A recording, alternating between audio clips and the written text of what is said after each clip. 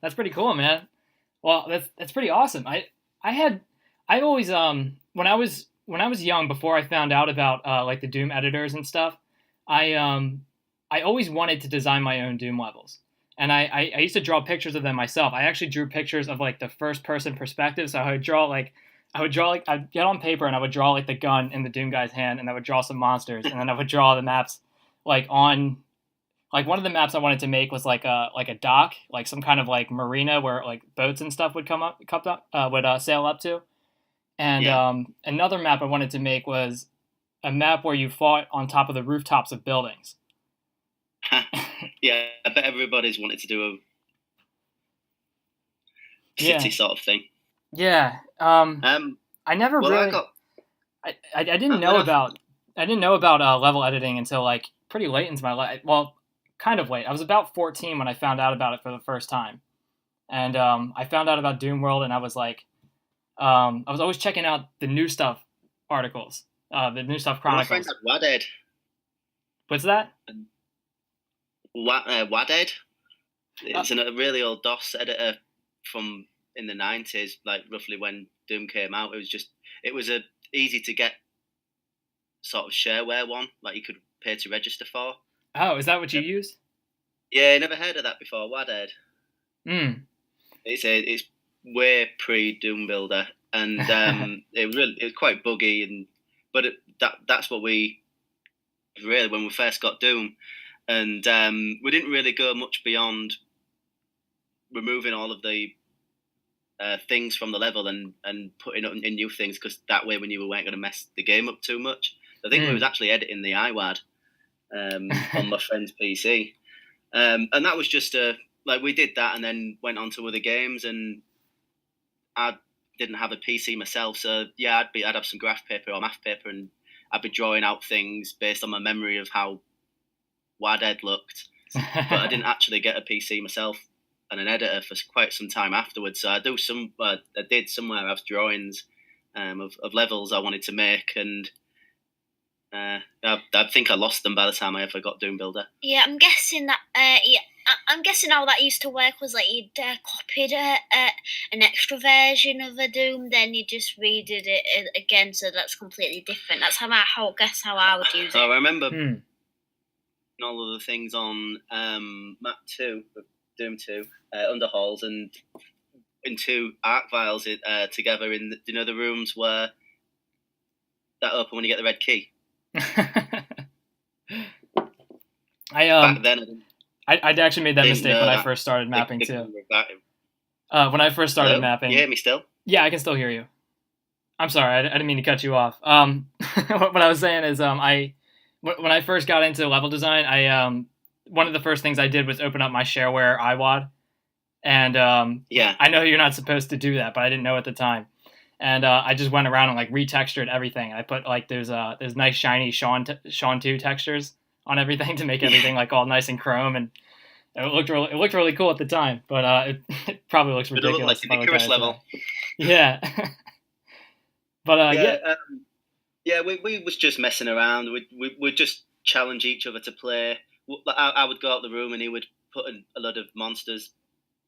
And then you would just come back and play it. That's cool. Yeah, and we'd take it in turns, and that was really it for the time being. But like afterwards, I did make a. And I was wondering. I wonder how easy it is to do a bit more with it, but I didn't come back to it for quite a long time after that. So, like, when did you get back into it?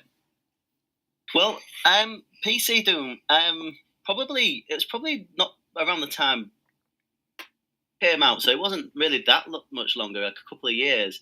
Okay. But I did have an Atari Jaguar, if you remember. Really? And it didn't have that many games on it, so I had Doom on that. But, yeah, one time my dad told me that he thought Jaguar Doom seemed better. Yeah, that's a nostalgia thing, I think. Wait, I was more into fighting games at the time. I remember when I first saw pictures of Doom, I was expecting to be like do you remember Operation Wolf? No, what's that? Like an on-rails sort of shooter. Oh, okay. That's just what I assumed it would be like. That's pretty cool. So, did you guys play Jaguar Tune together, you and Dylan? Well, no, I was too young. I think he got rid of it by then.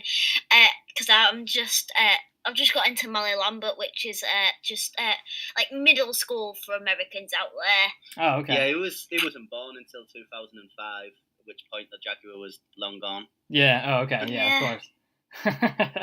In pretty young age. Yeah, I used to have nightmares, and I lied about it because I got so hooked because of him. Really? Man of the year.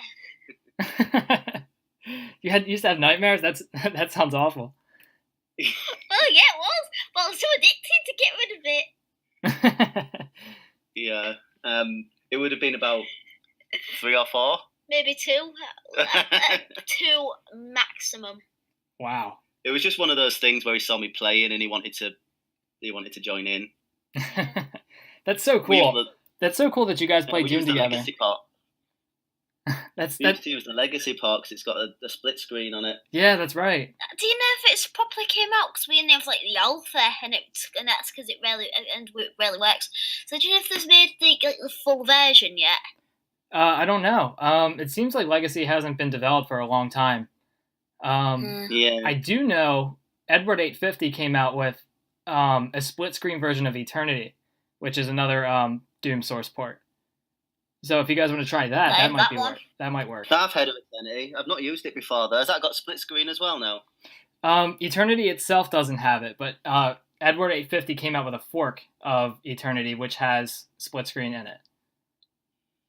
Cool. I haven't tried it myself, but it sounds pretty fascinating because split screen has always been like really cool. It's something I've always wanted to try. Like one of these, a long time ago, before I bought my house, I had the idea to make one of the rooms in my house a Doom room. Like just a room. I remember you posting about this. Exactly. Yeah, I was going to make a room where I would decorate it with all kinds of like Doom related memorabilia, like posters and any kind of like souvenirs I can find.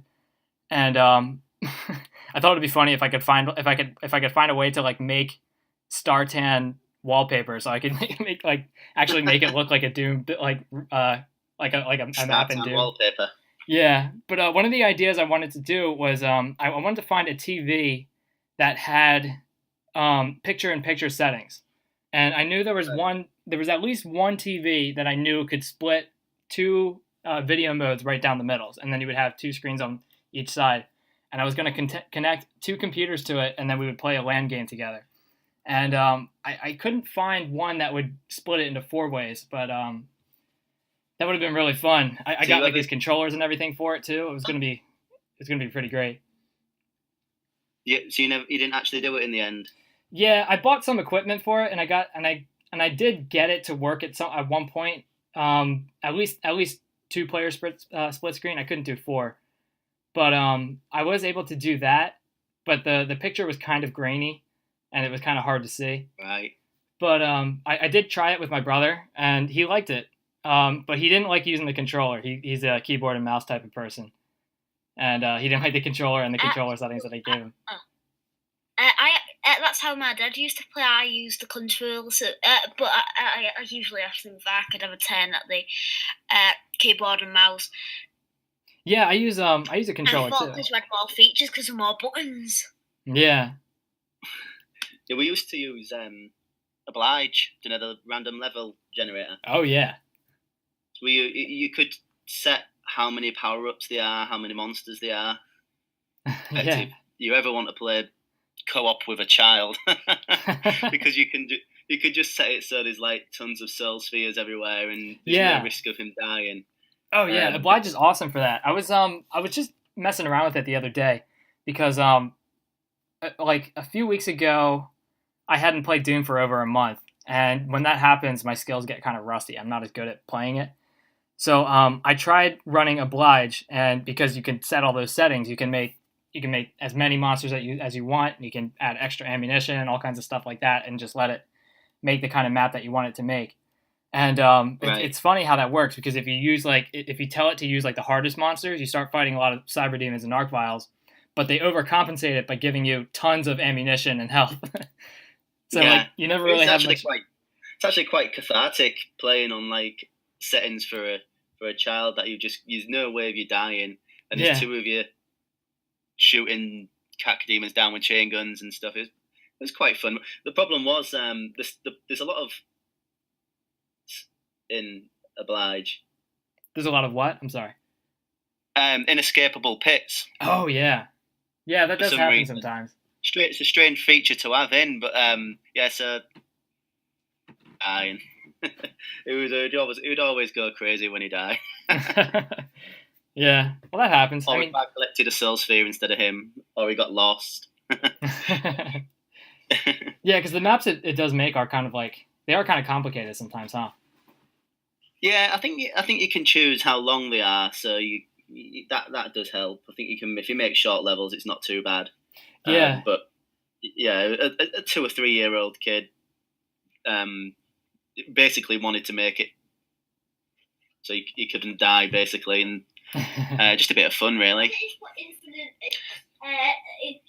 didn't you just make the exit in my first room? That made it a bit easier. Yeah. So introduction to Doom, and co-oping, and level editing as well. So he's done the big 3 so far. Yeah, that's awesome. He's beat the new Doom, hasn't you, Dylan? Oh yeah, how did you like it? It was amazing. I loved it.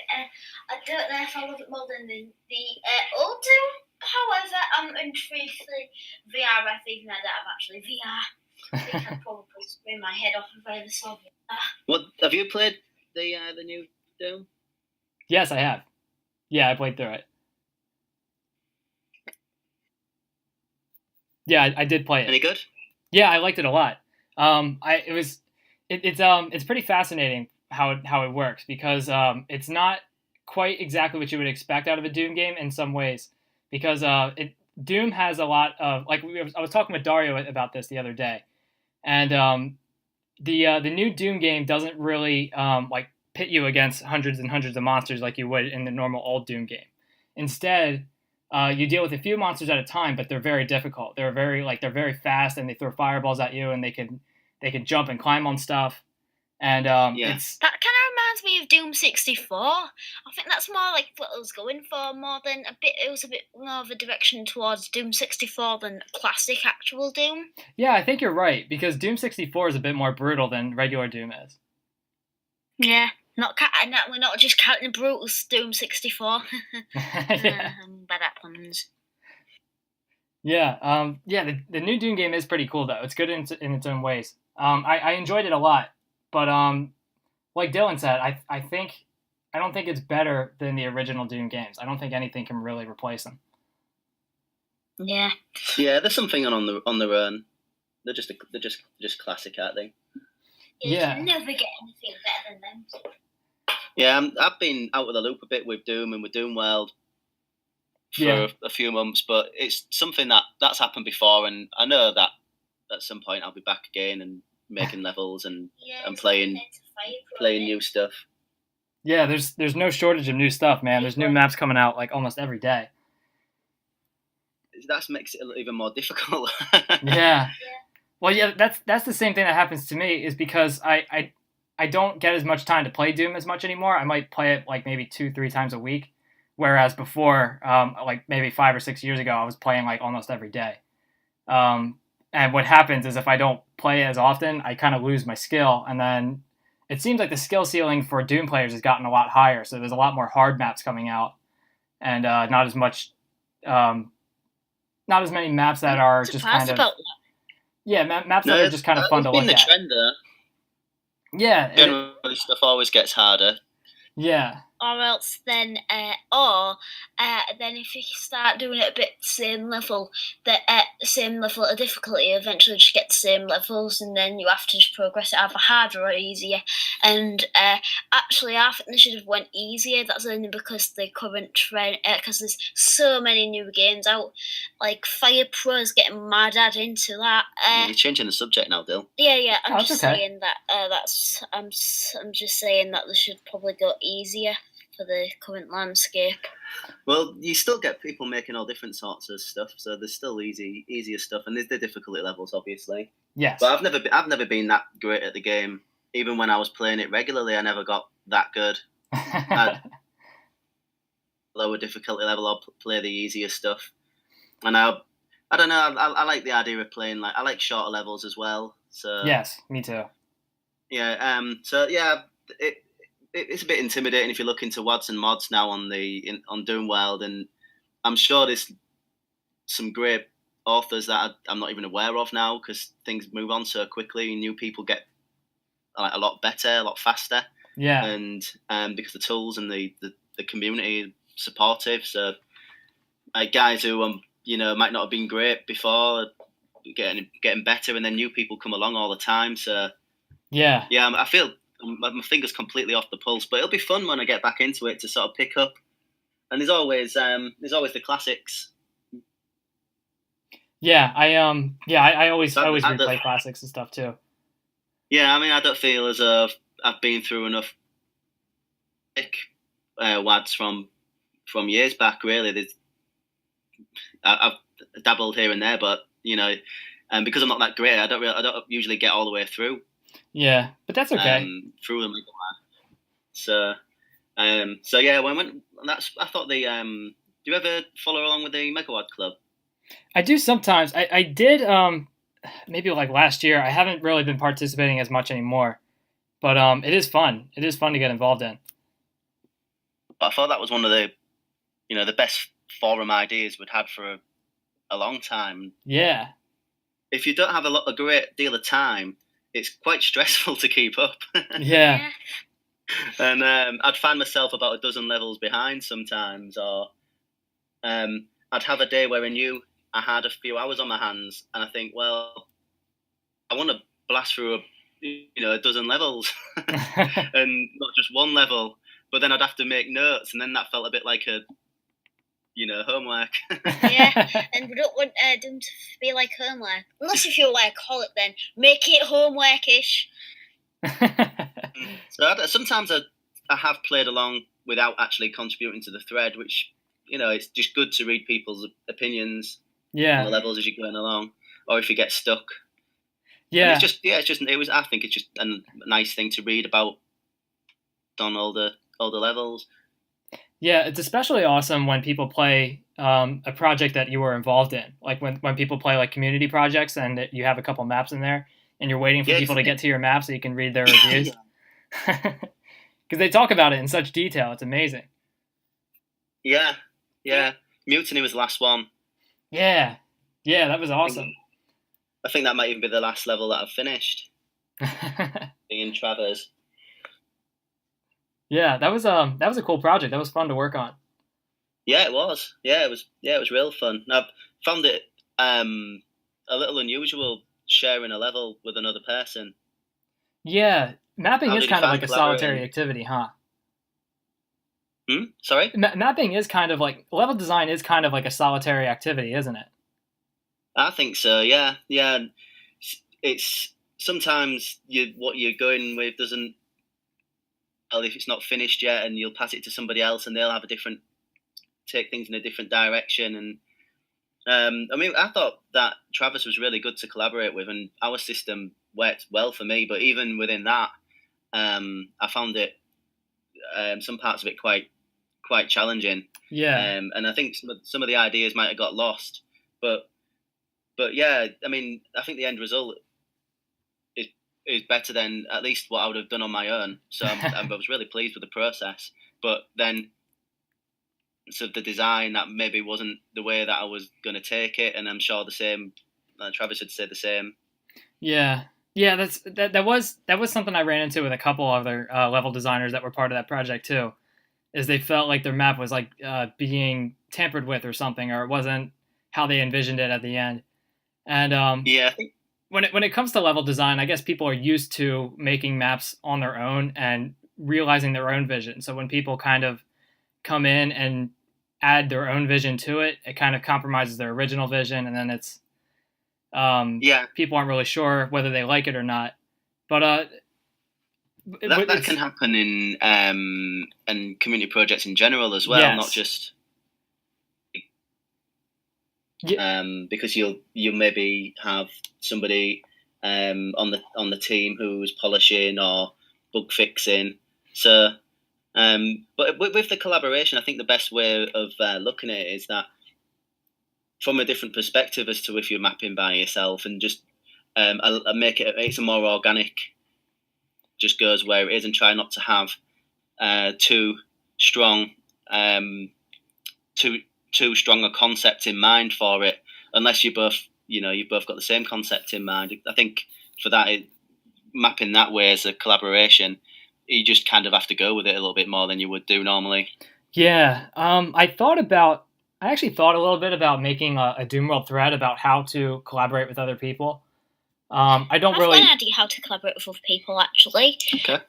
If you want, if you think like you want, if you're starting out, personally, you could get loads of collaborators. But if you want a single vision, then you could just ask them to try and go, make the vision better rather than just ruining the vision in your Rs. That's the idea. Right. Yeah, well, you're exactly right. It has a lot to do with communication. You have to talk with your other person so that you guys kind of have an idea and you can work together on this same idea. Does that make more sense? I can't exactly remember how we did it. We passed the level over, and we'd agree to hold on to it for so long, and would maybe send a message back when we sent the file back saying this is what we've done and this is the reason why I've done it. And then generally we'd just try and stay out of each other's way. Yeah. And they would be editing one part of the level and I'd be editing another. And the things would kind of be placeholders in a sense that, they're not, unless they're integral to how it's playing. So that would be fine tuning at the end. And then he did most of the polishing, and the reason why the level looks good is 90% due to Travers, because he was a lot better at that than I was. Yeah. I actually, it's a tricky thing. I thought, I don't know, like when it comes to collaborating, I collaborated with Super Jamie when we worked on UAC Ultra, and what we did was a lot like what you described. We would just kind of work on the map until something for whatever reason we stopped, and we would just send it back to the other guy and tell him what we've done. That's basically the whole process. With UAC Ultra, I did wonder whether the collaboration was, so whether you took it in turns doing, so you would do, say, map 1, he'd do map 2, but you worked on both maps at the same time together? We did a little bit of both. And in map 2, I know Super Jamie made like the start room and like the first fight, and then I made like the warehouse area after that, and then he made like the yellow key room, and then I made the part after that, and then to the exit. So like there were a couple maps that like we worked together on, but there's also a couple other maps that we like worked on exclusively too. And then there was at least a few maps where I did all of the mapping, but Super Jamie did all of like the monster placement and all the trap setting and all that kind of stuff. Yeah, that's an interesting way to do it. Yeah, but what was really, I think what really made it pretty interesting was that after I designed the textures, Super Jamie said he was looking to do some sort of like a Quake themed like tech-based project, and I told him that I had these textures that I was working on, and that was exactly what he was looking for. So like we were both like just as motivated to make this awesome. So like we both had like an equal amount of stake and involved in the project, so we both wanted to make it awesome in as many ways as possible. So like we kind of we just kept spitballing ideas to each other and all kinds of stuff, and it really helped. It really helped that we were both all in it. Well, it was a great project. That's one of the one thing that I did play a bit was the and then we might have even co-opted on it, me and Dylan. Oh yeah, I have co-opted on it on your AC Ultra, and it was great. It's got a very good look, like distinctive. I think new textures does that. I'm a bit of a sucker for like stock stuff, but new textures really bring a bit of identity to what you're doing. Yeah, I like the stock stuff too. Especially when we like I like those older megawads like Memento Mori and Requiem and stuff. And I kind of like mixed that, isn't it? There's some new stuff and there's some stock. Yeah, like they have it's pretty interesting. They have a way of making new textures blend in pretty seamlessly with the original Doom iWAD textures, and I'm not really sure how they do it. I don't know if that's just I mean, it could just be an accident. Yeah, I don't know, because I tried to do something like that with Mutiny, because I tried to make all the textures somehow derivative of like the original Doom textures, so that they would be blended together pretty well. But there was plenty of people who designed the maps and used the new textures exclusively, and not the. We tried to use as much new textures as possible because it was to make the level feel part of the set. Yeah. So if you had too many areas that were stock textured, then it would, I guess, take it out a little bit from what the set was trying to do. So yeah, if I remember rightly, I might have used stock textures to begin with because there was familiar and the sizes of them and where the brick lines lay and everything. Right. And then we would, once we got the shape of what we wanted to do, we would alter that afterwards, I think, if I remember rightly. Yeah. And there was new textures coming out as the project was being made, wasn't there? So maybe a new rock texture would come out, and so we've got to use this new rock texture and replace the texturing of our outdoor areas. Yeah, it's just funny how that played out, because like the map that I made for that project, map 7, probably had the most stock textures out of all the textures involved in the project.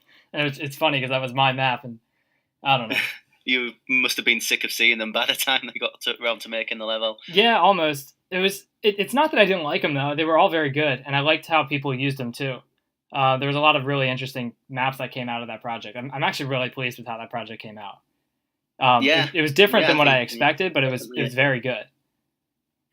When it was announced, it was at a time when I was really not looking into doing any projects because I was working on something of my own, and distractions was just really tempting to get away from.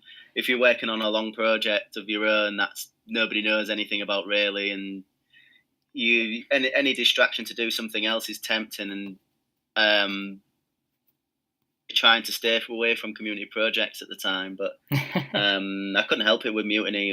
There was something about the idea of it that was that I found really appealing. That's nice. I think might have posted first and gave an idea of how he wanted the level to be, and it was just along my own philosophy. I think he said something along the lines that he wanted a level that had through it, and one way is faster but harder, and the other way is longer but easier, and that's my default for Doom, or it has been. Definitely was at the time on the project I was working on. That's something that I always like to have in mind, is like a risk and reward. Yeah. Speaking of that, like let's talk a little bit about Visions of Hell. What exactly is like the mission statement for that project? It looks like a kind of a Plutonia theme thing. It uses as its iWAD base, and it's stock textured, so it does have that. And I do like the arcadey, the short arcadey style of Plutonia. So there will be aspects of that, and it's not meant to be a homage to Plutonia or reference it specifically. But yeah, there's in the sense that it's within that iWAD, and there is some design sensibilities of that project and that level set that I enjoy. So there will be some crossover. Yeah, Plutonia is a really. Yeah, I'm actually making a level for it. It's really? Gonna be like a edge paths. Yeah. Yeah, Dylan's gonna make a secret level. Yeah. That's awesome. Alfonso actually told me that I have to have Dylan make a secret level. What's he gonna jail? Yeah, he won't acknowledge that the WAD exists otherwise. Yeah, that's go good. to Doom jail. I'm not good. so it's tied into it. That's But so fun. I've released I released the first 2 parts of it, of 4, just for feedback. Really, they're not released in the sense they're not on id Games or anything like that, but there was a forum for them, and a Dropbox link. I don't know whether they'll still be active or not. Yeah. Just for feedback, and Dew was giving me some really good centric feedback as well, which was an aspect that I really wanted to nail, because I guess I thought of it as it's a key to longevity, really. If you got a speed run friendly set of levels, Yeah. some people are going to play it a lot. If the speedrunning community get a hold of it, that at least a few guys have spent a lot of time on it, which is rewarding if you've spent a lot of time making something. Yeah. Those first 2, I guess, chapters or missions went up, and the first one's kind of done. The second one I was going back to and fixing things, and the third one is started, or most of the levels I've got some work on them, but that's kind of when I dropped off it for a little while, and I've not touched it for quite some time now. The longer it is that you leave something that you've been working on, the Habits come back. Yeah, it is.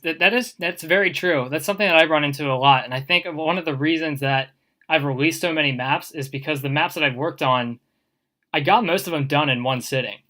I kind of like developed a map process that was really fast for me, and most of the maps that I've released, I've spent like maybe I maybe spent about like 6 hours on them at the most, and I would work on them from start to finish.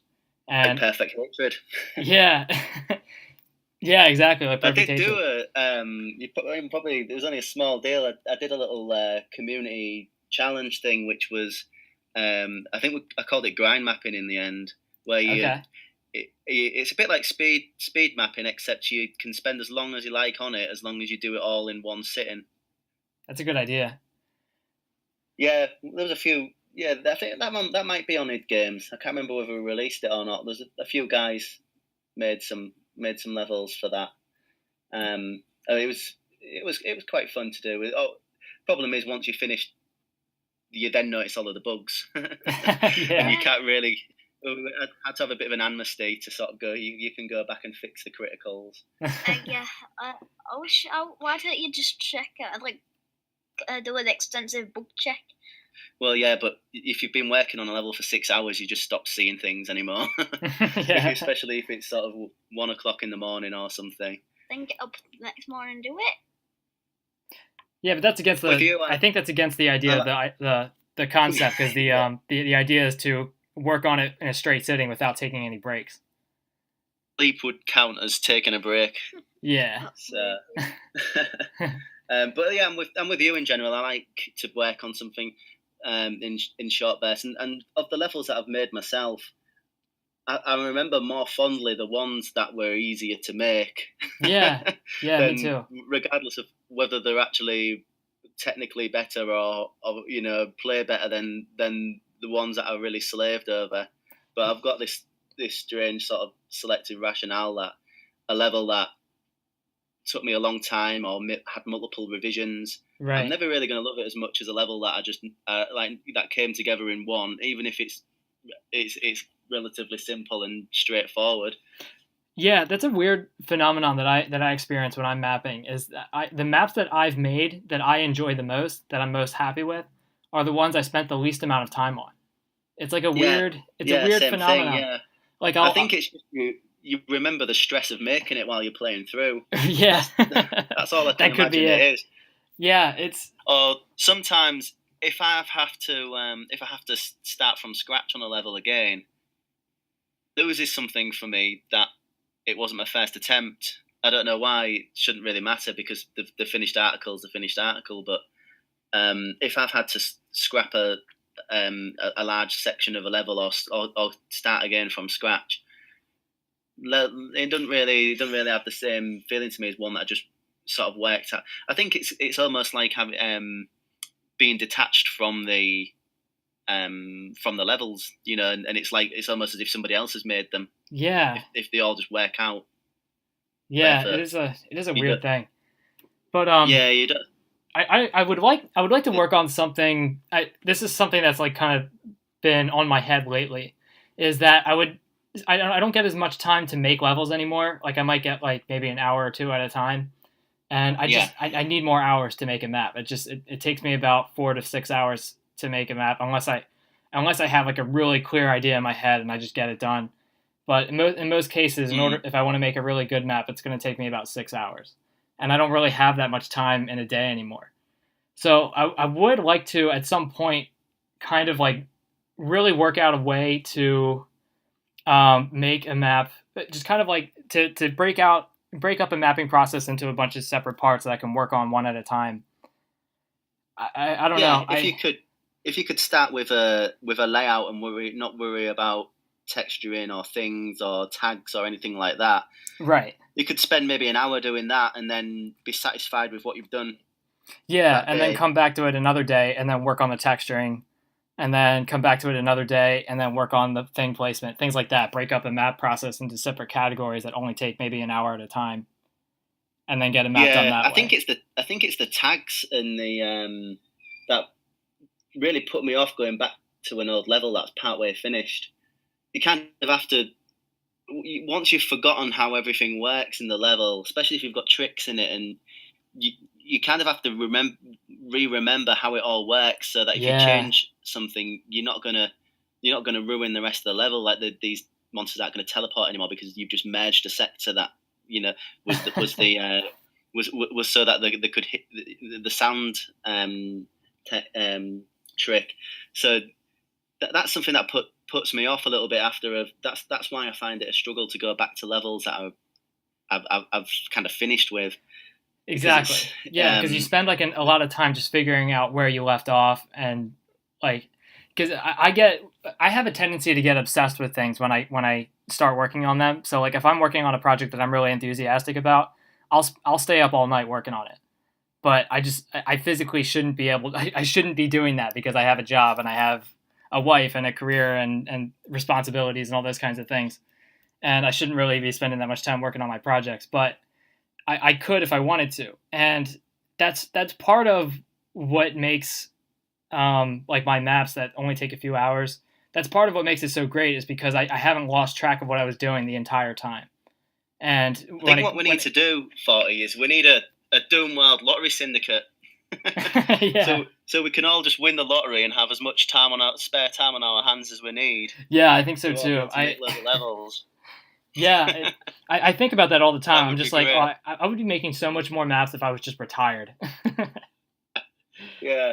We need some wealthy eccentric millionaire just to pay us all to sit at home and make maps. Yeah. That's how I imagine my olden days. That's why I'm like really scared. I hope I don't get like arthritis or something when I get older and I can't use the computer anymore. That's like one of my it's like one of my biggest nightmares. It's like one of those like Twilight episodes. You know, that one where the guy goes to the there's like whose glasses break. Yeah, his glasses break at the library and he can't read any books. And oh man, it's.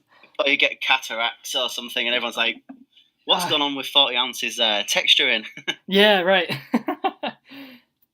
I think retirement for our generation is going to be pretty sweet. Yeah, I think so too. Well, there's just so much you can do without leaving the house. So I find it impossible to get bored anymore. I just don't have enough time. And the generation will be the next generation, the next generation, the next generation, then just 50 billion more. Until until everything gets enslaved. Until everything gets enslaved? Is that what you said? View of the future. Yeah, I bet nothing's going to turn out right. Well, at least I'm not living in the future. But no. That's probably due to playing Doom as a 3-year-old. This new I'm going to die. I'm going to hate life.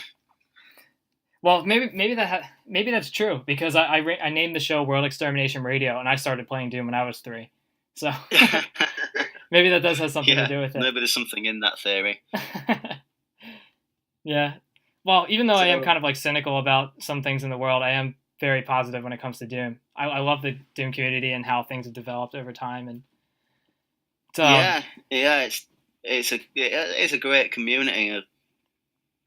The thing with the website changed, it sort of coincided with when I was away from the community for a while, and I found that quite difficult to get back into now. Yeah, that some people have brought that up. Yeah, it must just be a coincidence because I can't really pick any faults with the new site. I think it's especially because a lot of the time I use my phone, right, and it's a lot more friendly. But just coincides. But I've not really being able to get back into the community. I don't read as much on the forum as I used to. I scroll through the most recent, and a lot of the topics are stuff that's come up so many times before. Yeah, I don't even read them anymore. Yeah, I know. I'm kind of like that too. I'll just kind of browse through it. I try to keep these interesting conversations coming. I do try to like think of like really interesting threads every once in a while to like kind of draw out some deep conversation, because that's what I'm interested in. I don't care what's your favorite monster. I don't care what's your favorite map. That's kind of all of those, like what is your favorite X, those kinds of threads. I don't even open them. There's just no point. I used to read absolutely everything on Doom World. I used to read every single one time. But yeah, it's a bit fatigued, too much fatigue going through everything now. Yeah. But I think that's just the change in me, rather. I mean, the community seems as busy as I've ever known it to be. Yeah, that's true. There is just a lot of data to read, though. There's just so much being generated. All favorites. It's really really trivial things. I can't think of an example off the top of my head, but just how is this a thread? Really, what books do you think the monster would like to read, or something like that? That sounds ridiculous. Well, I've made that one up, but I think maybe the art of how to murder the Doom Marine. I think that's a bit of a bestseller right now because they're killing more. Yeah. So yeah, I feel a little bit disconnected from the community at the moment. But that's happened to me before. I tend to have phases where my interests will go somewhere else for a while, and then whenever it's happened, always eventually go back to Doom, and it's still always in the back of my mind, and I wonder what's going on, and Well, Doom World seems to go through like generations and stuff. I mean, a couple of days ago, I took a trip down memory lane. What I did is I clicked on the avatar of somebody who I know has been in the community for a while, and then I looked at their list of followers, and those were people who joined like many years ago, and I clicked on them, and then I started looking through their search history and clicking on the threads that they posted in back in like 2001 and 2002, and what people were talking about back then is way different than what people are talking about today. It's just the different. It's just a different set of people. It was a different time. There was different. Just a different kind of culture. So there were some people at the very beginning of Doom World. There were a lot of like what's going on now, like what books do would the monsters read if they could read books. I mean that kind of stuff would come up every once in a while, but I don't know. Like there was like a good sweet spot somewhere in like the early 2000s, like around like 2006 2005. Where a lot of people were like, I registered in 2004, but I think I'd lurked for at least a year before that. Yeah. And for me, it was around the time of the Doom the way it did and Doom 2 the way it did. I involved myself a lot more in the community then, so I think it's like a two-way thing as well. Not only using Doom World, but I'd be on the IRC chat, right? Times on there, time zones notwithstanding. But I was a lot more involved then, so you get more back, and I don't know. It seemed like the community projects thing had sort of boomed around that time. Yeah. There was a community chest, and then there was the 1024 thing and 10 sector and other occasional things, or otherwise it would be more teams that were making collaborative. And then there was I don't know what started it, but there was, I think it probably just because it became quicker to make levels, but there was a bit of a boom in the community projects, and it kind of it saturated in the end. But there was probably the time period you're talking about there, maybe a little bit later, there was you could quite easily get yourself involved in a community project if you was a new mapper. Yes. Or if you was a bit more experienced, you could lead one or be a bit more influential in one. And for me, that was the peak period for me, because I went from being somebody who read about Doom to being actually contributing things to the community. Yeah. I remember around those times. One of the things I remember pretty specifically, I was involved with, like, I got really deep into Skull Tag, which is the multiplayer source port. And I posted around those forums, and I remember there was a group of people there. They called themselves the Jetsons, and they invited me to be part of their group. And these were people that were working on like Space Deathmatch 5, and they worked on a couple other projects. But what I took away from that was that they were kind of like a group of people who were trying to get like a clan together of people who made really good maps. So they kind of like handpicked people to be part of the group, and right. and I got involved with that. So it was actually that was very interesting to me, because I felt like I was part of something bigger. And was that deathmatch maps? Yeah, well, I didn't work on much deathmatch. I did a little bit of deathmatch mapping. Now, didn't you? Yes, yeah, that was one of them, but that was also a single player project too. Yeah, Motor Nerve was it was a set of 21 deathmatch levels that I crammed with monsters because I thought it would be fun, and it was for a lot of people. But it's not the best kind of gameplay, but it's exciting if that's the kind of stuff you're into.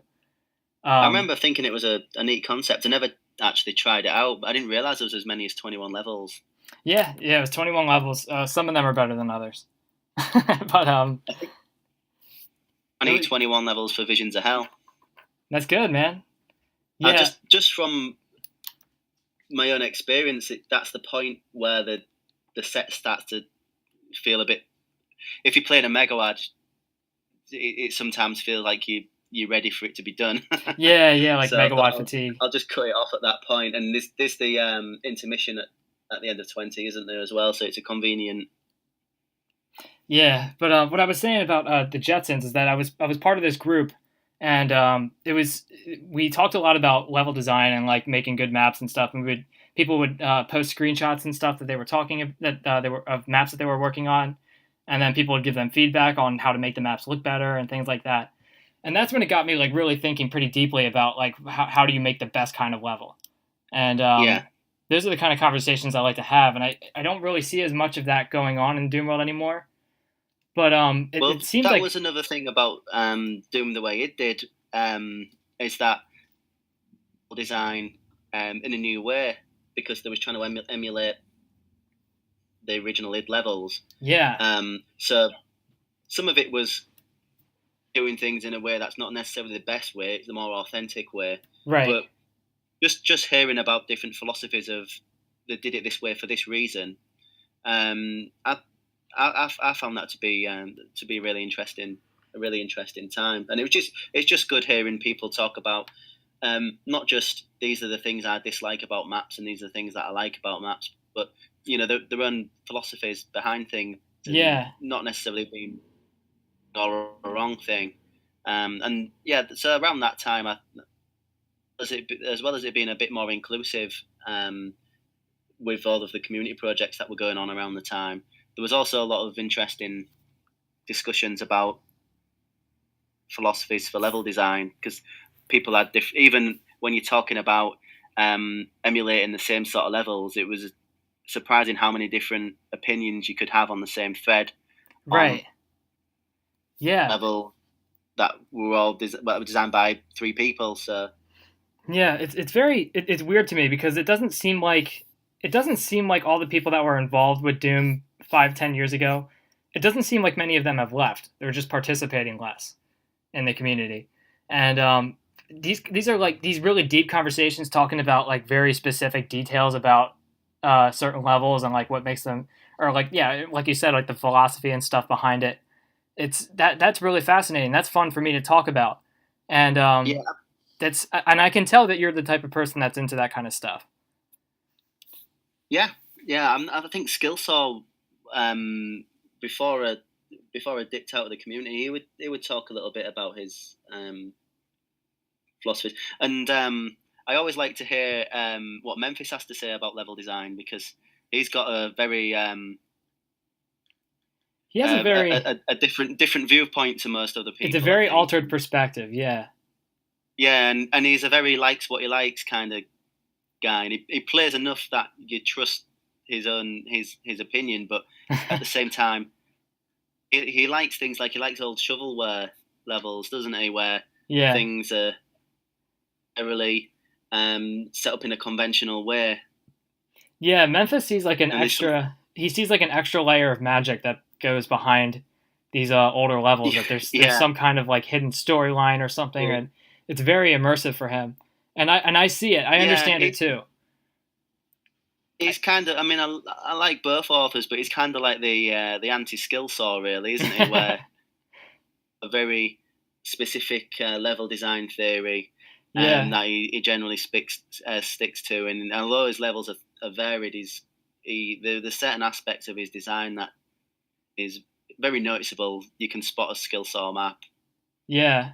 Yeah, it's funny. It's funny how Memphis talks about some types of levels, because his own level design is actually like, it kind of reminds me of like Eric Alm almost. He has like very like he has like almost but he's also very self-loathing too. It seems like he talks. I mean, he seems like he hates his own level design as it is anyway, and he finds, even though he's made so many maps, he seems to be like kind of not happy with what he's creating. Yeah, I've got a feeling that he'll always be somewhat dissatisfied.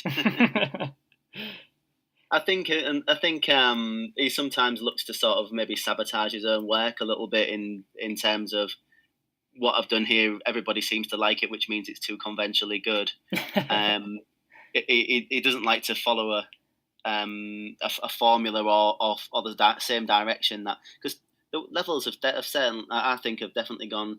They've evolved into a certain formula where people accept that certain types of level design is good and other types are bad, and so then you lose certain strands of level design in that sense, because it's more difficult to make enjoyable. Does that make sense? Yeah. Right. I felt like I was going into that path. I felt like I was making maps based on what people told me were good and not what I thought was good. And that I kind of hated myself for a while after that, and I stopped mapping for almost a year. But I feel like I'm going back into the groove that I like now.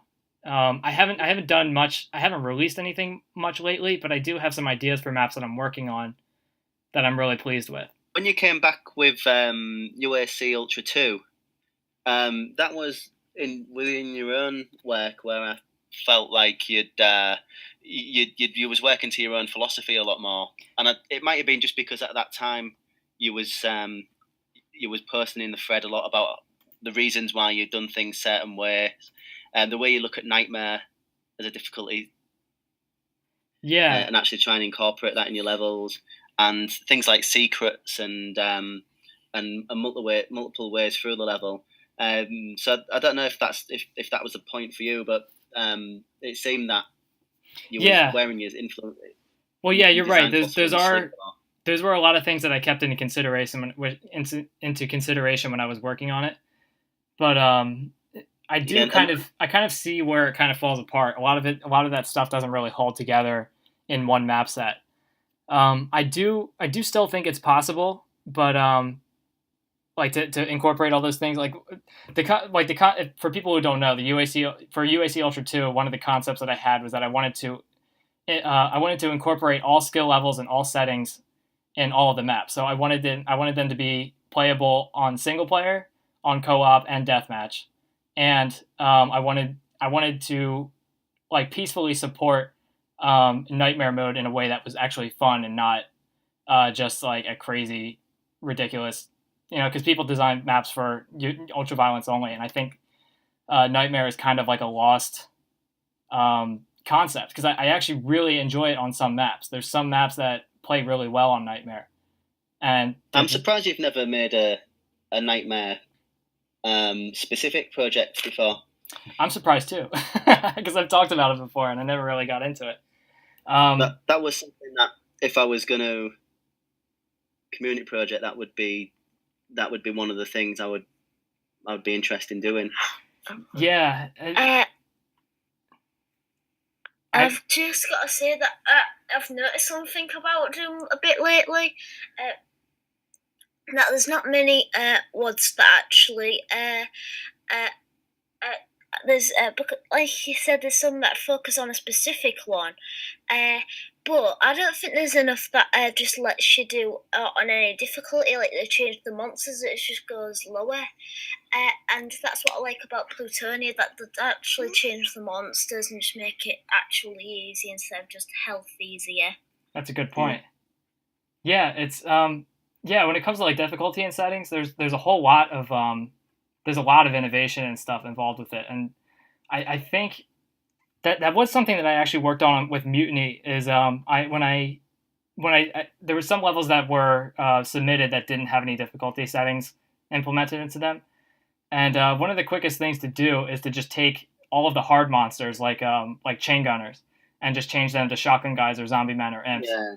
And grab revenants and turn them into like a group of 4 imps or something, and that made, even though I didn't like reduce the amount of monsters like you would expect in the skill levels to do. I just changed them to easier monsters that were easier to kill, and that kind of like I felt like that more accurately represents difficulty than to just give you less monsters.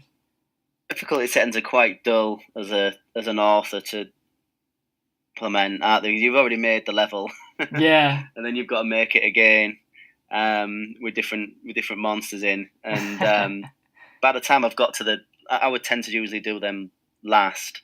Yeah. And by the time you've done that, you're sometimes quite sick of the sight of the thing, and you just want it to be done, don't you? So I could see why people get a little bit lazy with difficulty settings, and also the chances are most people are going to play it on ultraviolence anyway. So yeah, it feels like if you spent a lot of time on other settings, yeah, you're going to even play it. I have a lot of respect for people who implement skill levels. I feel like it's very important, even though as a player I pretty much play everything ultraviolence anyway. But I do have a lot of respect for people who do like kind of who. If it makes the project feel complete when it actually does include skill settings and all that stuff. Yeah. It's good for me. I sometimes play and hurt me plenty. Prefer to play on a lower difficulty level, but then try to beat the level without dying, and then if I do die, I'll start again. Yeah. And if I've got the time to do it that way, that's my preferred way to play anyway. So I'd rather do that than play on ultraviolence and save after every encounter. Yeah, that's not a fun way to play. Yeah. But I do. I that would be fun to. Version of Doom. That's how you had to play it. Yeah. That was the first way that I played Doom. Was you just had to beat the level in one go, or you started again without any weapons this time. Yeah, that's how I do it too. It's torture for some projects. But I make myself do it. It's just the amount of time that you have. If you've only got an hour and then you realise you've only got through 2 or 3 levels, then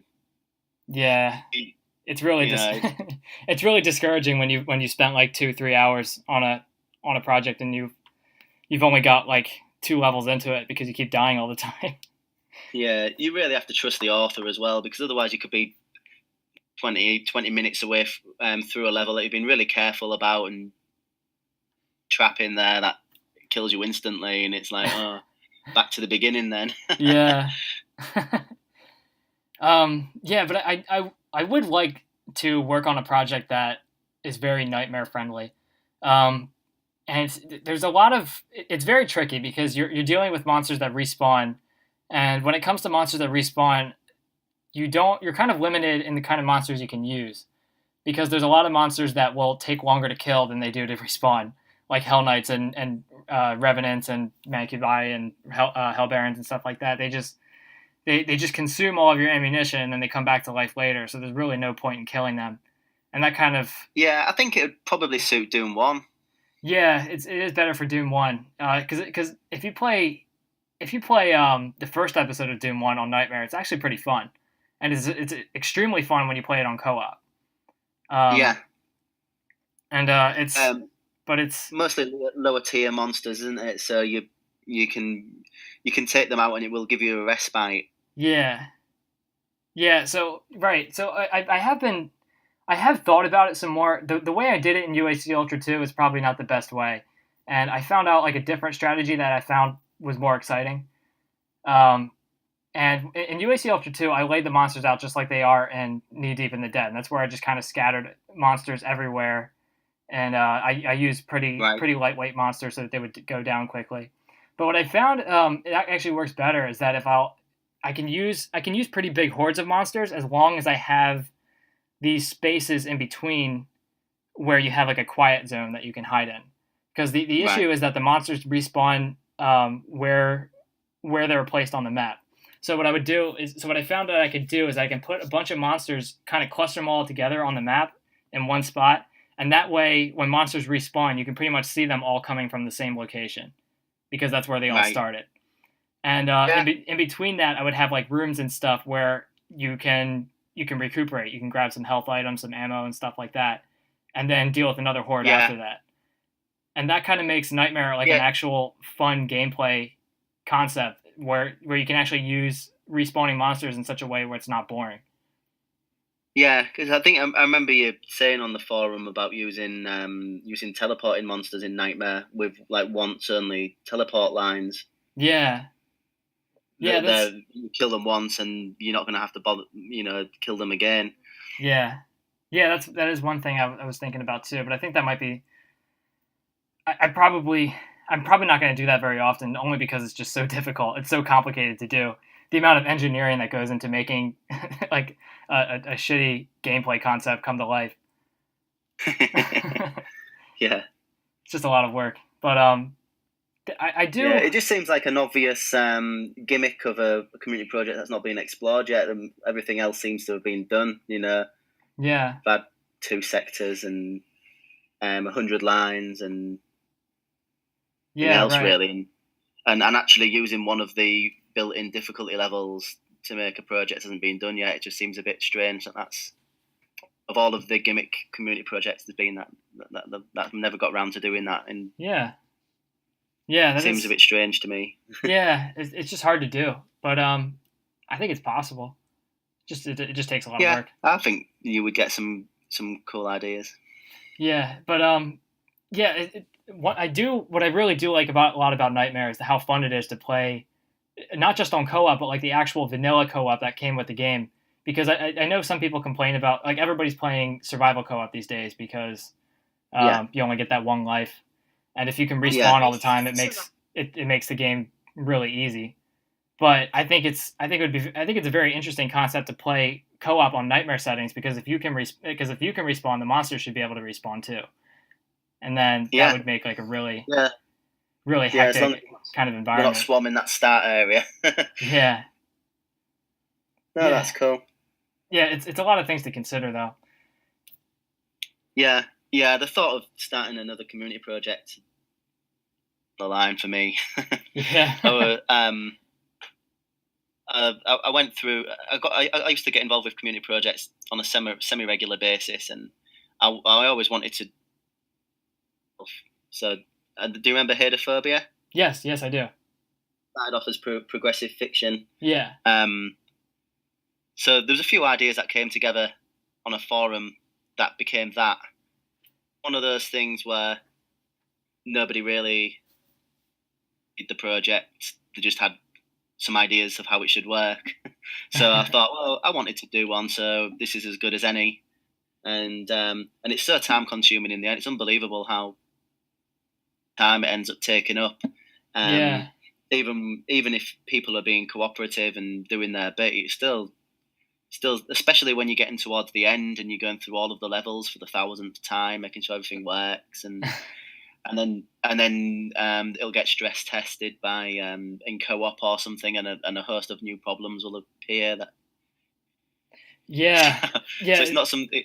Well, that goes back to what you were talking about earlier about when you come back to a level that you've worked on before. When you're doing a community project, you're working on other people's maps, and you have to look at them and understand the engineering behind them, like about making sure their traps work and things like that. And and this was a PR Boom Plus project, which I didn't really have a lot of experience in. I'd not used things like scrolling floors or the lighting tricks that you can do in there before, and some of the people on the team were using that, and they might disappear for a while, and I needed to make changes to the levels, and I found that very time consuming, and I enjoyed it, and it's something that one day I might come back to again. But it's the sort of thing that once you've done it, I didn't feel like I was in a great hurry to start another project. I felt that way after Mutiny too, because I felt like that project was going to go by a lot faster than it was because of the whole collaboration thing. It meant that a lot of people wouldn't have to do a lot of work, but that wasn't necessarily the case. I ended up having to pull up a lot of weight. You front loaded a lot of it as well with the textures, so it wasn't as though late into the development of the project there were still key resources missing or anything like that. So I mean, it went relatively smoothly, but I think any person running a community project will for the first time anyway, will underestimate the amount of time and problems that arise in doing it. Yeah, it seems so easy, and I think that's why so many people try it, and then they abandon their projects like a few weeks into it, because it's just not going the way they expected. It actually worked, and it got done. Yeah. That was the main thing, really. I didn't want to have another Mega Cool and Whatnot project that never really went anywhere. Yeah, well, it's so from somebody who's just looking at it when they see a community project going on. It's so exciting, like when a new project starts, and like within the first couple of days, there's already like 5 or 6 people saying they want to make maps for it. That kind of like snowball effect that comes like right away. Like I think that's what people want to do when they start community projects. They want something like that to happen. They just want it to just blow up right away. And the thing with progressive fiction side of it was there was meant to be a story that ran along with it, which meant the levels kind of had to be done in the order that they would be in the game. Yeah. And everyone kind of needed to be on time making their level so the next person could start. Yeah. Otherwise, you'd have gaps in between. Yeah, it's crazy. Yeah. I'm sorry, what'd you say, Dylan? What I said was, couldn't you just like write down what you was going to do, and then you could just. Well, people did that in the end, but it wasn't the spirit of the project really. It was like a soft, since it had a month, which is really long enough for a short level, but an extra element of planning and stress and. Which I probably would have been better off avoiding, but it's just nice to be involved, and I think a lot of the people that were involved with progressive fiction were quite new, because I'd not led a project before. Understandably, the more established people of the community was probably not really wanting to spend the time on it in case it didn't really go anywhere. So it was relatively newer people to the community at the time, and I think everybody learned something from it. It was a good experience to work on. Yeah. Actually, that's so important. Part of the inspiration for it came from something that you did. You probably don't know. Oh, really? But do you remember back in the when there was the fan fiction section of the site, and you'd sometimes write a short story that described the events of Doomguy going through one of the levels. Yeah, that's right. I did Slough of Despair. You did Slough of Despair? Yeah. Yeah, well, I did a couple others too, I think, right? Yeah, you did a few. Yeah, I read them, and it stuck. It was a while after that, but it stuck in my mind a little bit, and that was the idea behind. That was what I was thinking of when we had the idea of writing the story to go with your level. So I mean, it didn't really work out that way in the project. It wasn't very, very poetic. Yeah. Which you I guess you wouldn't expect so, but that was what I was thinking of at the time, was your little stories that you used to write about Doom 1 levels. That's cool. Yeah, it's a cool idea for a project. It seems like something that's pretty hard to do though. Yeah. Well, depending on the people that are really, involved with it. After it was up on id Games, I remember Cell, he was one of the more prolific mappers on it, along with myself. And he said, "How about with Hadophobia 2?" And I just thought, "Oh God, no." Yeah, well, people tell me like as soon as Mutiny came out, they were like, "Oh, I can't wait for Mutiny 2" and stuff like that. And I was like, I don't know if I want to carry all that weight again. There's that many different things that you can do with Doom, and different ideas that you can do. You kind of don't really want to have an appetite to make a sequel to anything. I don't think there's just so many different things that I would like to do that I'll never have the time to do. Right. That I wouldn't want to do the same thing. Yeah, and deal with all the same problems that I had before and stuff like that. When it comes to community projects, though, like it's so important that these like very concrete rules are established ahead of time. And it was when I was working on Mutiny, that was one. Like I spent a long time just working on the rules to make sure there was no areas that were open to interpretation. So, I think that worked when most of the rules I set up we stuck to. It's just when people don't follow the rules, that's when the sub rules come in, I suppose. Yeah. Like the idea behind the collaboration aspect of Mutiny was the first part was I wanted people to see how fun it is to collaborate with somebody, and I really enjoyed working on UAC Ultra, and I wanted other people to have that same experience too. The other reason was that another like a problem that happens to a lot of community projects is the aspect of quality control, and that's something not just quality control, but also like maintaining consistency, because if you got all kinds of different mappers, all the maps tend to look very different from one another, and it just kind of feels like you're playing a bunch of disconnected single levels. It's like you said, unless it's a really popular project, the initial interest in the project tends to die off, and maybe about a third of the way in or halfway through. I mean, unless you're quite happy just to. I think one of the good things about Mutiny is you didn't make it 32 levels or bust. That was what I think caused the community, the boom of community projects to saturate a little bit. It was that everybody wanted theirs to be the full 32 level megawad, and so you had levels in there that didn't really cut the mustard, but they filled a slot because somebody had dropped out or there wasn't enough interest to otherwise make the full 32. So I think that's partly why there's sometimes a quality control problem or an inconsistency in the types of level, is that it's just a means.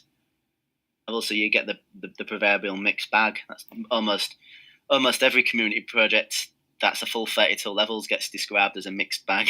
Yeah, right. Yeah, it's because like a lot of times there's certain types of mappers who have a very individual type of style, and it's part of their design philosophy that they want to make the best map in the project. So they make something that's very unique, and in some ways that can kind of messes up the overall picture because it doesn't make the project seem like it's made by one, or like it doesn't seem like people are agreeing on the same ideas, or in some way it just feels like it's not right. And Map 29 syndrome is right. what I would call that. Everybody wants to make the epic. Yeah. So I didn't want that to happen with Mutiny. I wanted people to. I wanted the project to be kind of consistent and actually feel like you're part of a story. So I wanted to make sure that if people were going to make a map, they had to work with somebody else so that the other person could kind of keep them in check.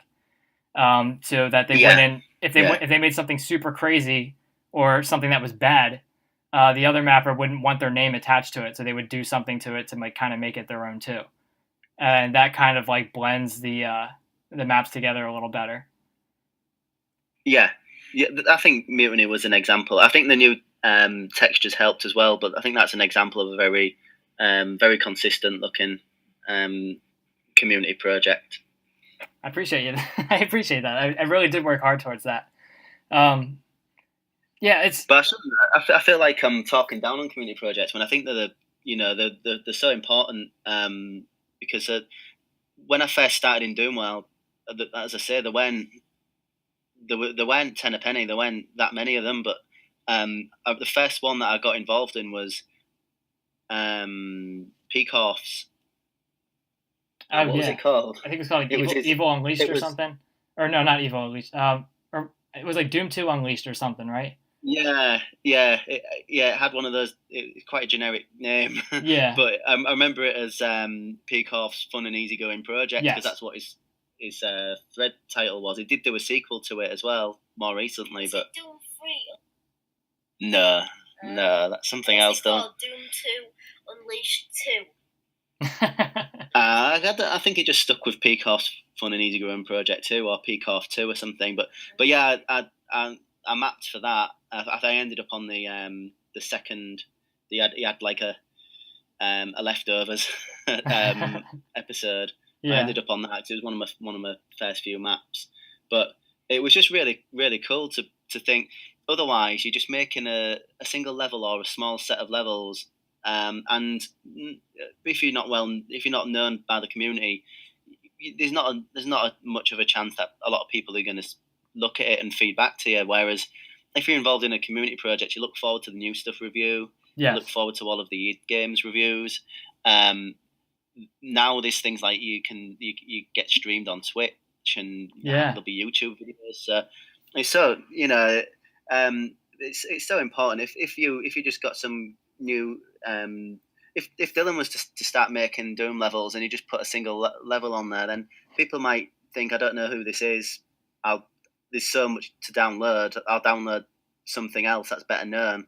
If there's a community project, then people tend to look at it and you get eyes on your work.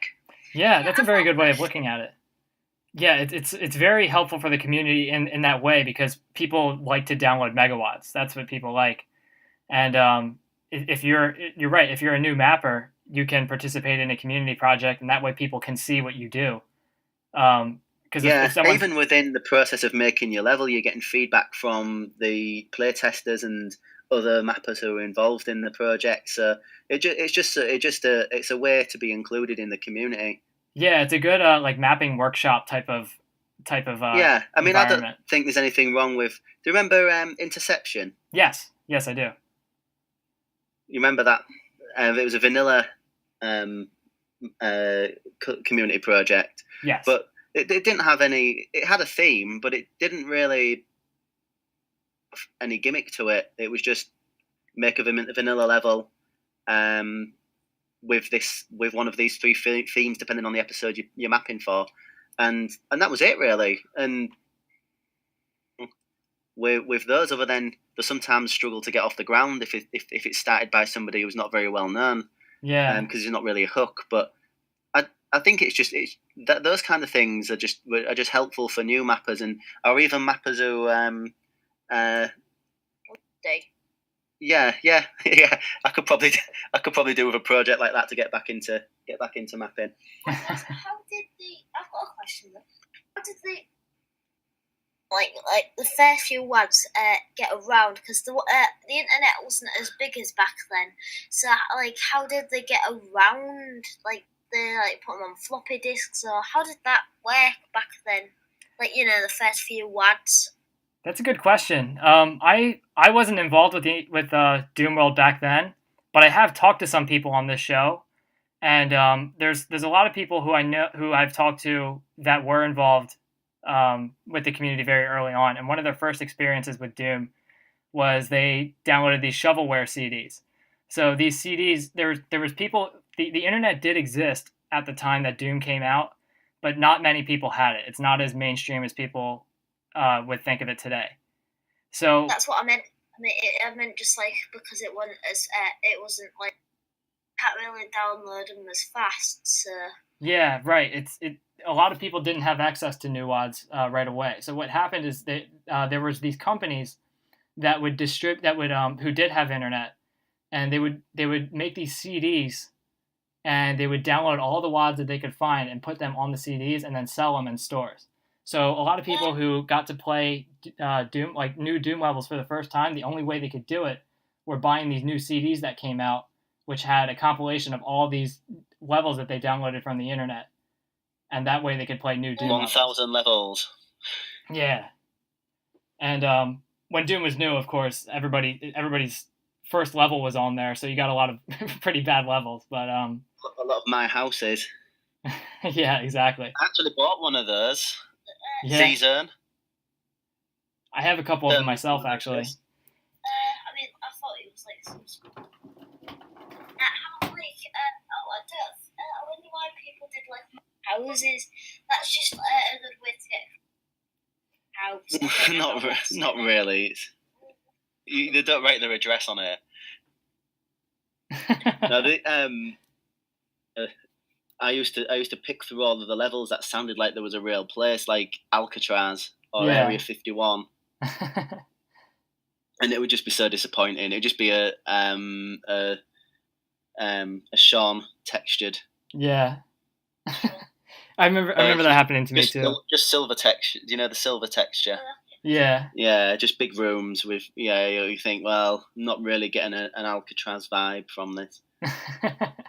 Yeah, it stinks because like you hear like those cool map. There are like a lot of projects that have like really cool like level names, but they're just really disappointing when you play them.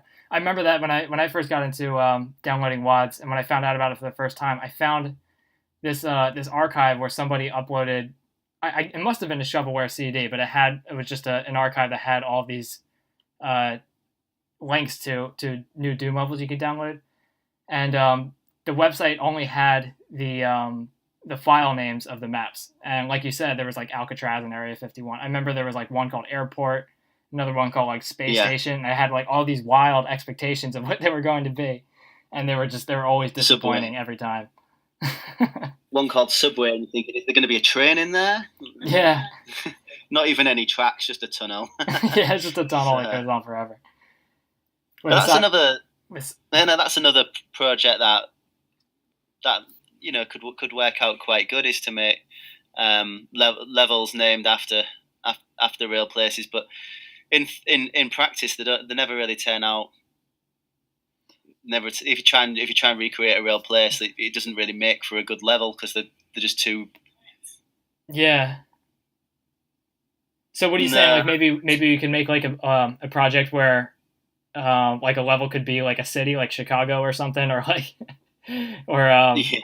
something crazy like that, or like or are you thinking more like actual locations, like an airport or I don't know. You'll get Alcatraz, and your challenge is to actually make a good level that resembles what could be Alcatraz. But I don't know, maybe I think that's maybe put that down to one of those that sound better in theory than it would ever turn out to be in practice. Lots of sector furniture and things like that. Well, I'm sure it's possible. I mean, it would require a bit more thinking to like actually manage like the rules and stuff for the project, and you would want to give people enough like food for thought to help them come up with the ideas on their own, because some people's interpretations of something would be different than another's. But it is a cool idea. I mean, it's had some good realistic looking places in a sort of a tongue-in-cheek way, didn't it? Yeah. There's a whole bunch of like other cool community project ideas, but it's a lot more fun to be a part of a community project than it is to actually manage it. Yeah. Unless it just works out perfectly. The first community project I did was Plutonia 1024, and I got very lucky because I got a lot of attention for it. A lot of people joined in, and a lot of people finished their maps too, which I was able to get it released like pretty quickly. But I sort of followed along with that one. I hadn't actually played that yet. I have watched it. People play it on stream. Looks pretty good. Yeah, it came out very well. People did an awesome job. I think it was. You kind of wanted a simple concept to get started on. Yeah, exactly. I wanted to practice managing a community project. I've never done it before. I've only seen them been hosted before. So I wanted to... The good thing, though, is because they're a community project, you see almost everything that goes on. So even if you're not involved, you can read the thread and see where it's going wrong. Yeah, exactly. You can learn from them even if you're not actually involved in. Yeah, exactly. That's how I felt, because I was reading a lot of like community projects threads and stuff, and there was some that went really well and some that just seemed like there was all kinds of disagreements going on, people getting angry. The person who was hosting the project disappeared. All kinds of things like that. There's kind of problems happen. So I had like kind of an idea in my head of what I should be doing as a project leader, and that's mostly just being present throughout the entire thing and answering any questions that people have, and telling people, like making announcements yourself if you need to do it. Right. That's something I found. Yeah, you got to carry all the weight yourself. As well as the 6 levels I made on Herdophobia, I worked on in other people's levels that I either finished or built areas in, or made like significant changes to, and you just have to be prepared to be able to. This person's not going to finish. I'm going to have to do it for them, or I'm going to have to do this, and So you just have to be prepared to be available. It's not going to take care of itself. So you need to be. Yeah, and it's especially crazy when you have somebody who starts to work on their map and they don't finish it, and you're trying to find out where he is and he disappears forever. And then by the time you actually start working on it, the person comes back to play it and they're like, oh, this is not what I wanted my map to look like at all. It happened to me. The people that disappeared either stayed disappeared or sort of came back meekly and apologized. But there was, Magic Surfer made. He was probably the person who disappeared, or took the longest on the levels and then disappeared. He made 2 levels and completely disappeared, but luckily they didn't need too much work on them. And a couple of other guys came back late into development and said, "Oh, I do apologise for disappearing," and I kind of like, "Oh no, we'll just make another level for me." And that'll just get back to work. Yeah. Just where at the end of the project where I was missing a few gaps. Yeah. But as we were talking about earlier, I just the biggest obstacle for me is just time. I just don't have enough time to do the things that I want to do. So like I would like to at some point try to come up with either like a level design process or some kind of something that would make it so that I can be more productive in the community without having to commit so much time, or at least being able to work in like short bursts, like the amount of time that I have, because I just don't have like 6 hours at a time to actually get working on a map anymore. So like you need to speak to Tansman. He seems to make his levels in no time. Yeah, well, he hasn't been as active in the community as much lately anymore. It seems like it. I don't think he's made anything in a while.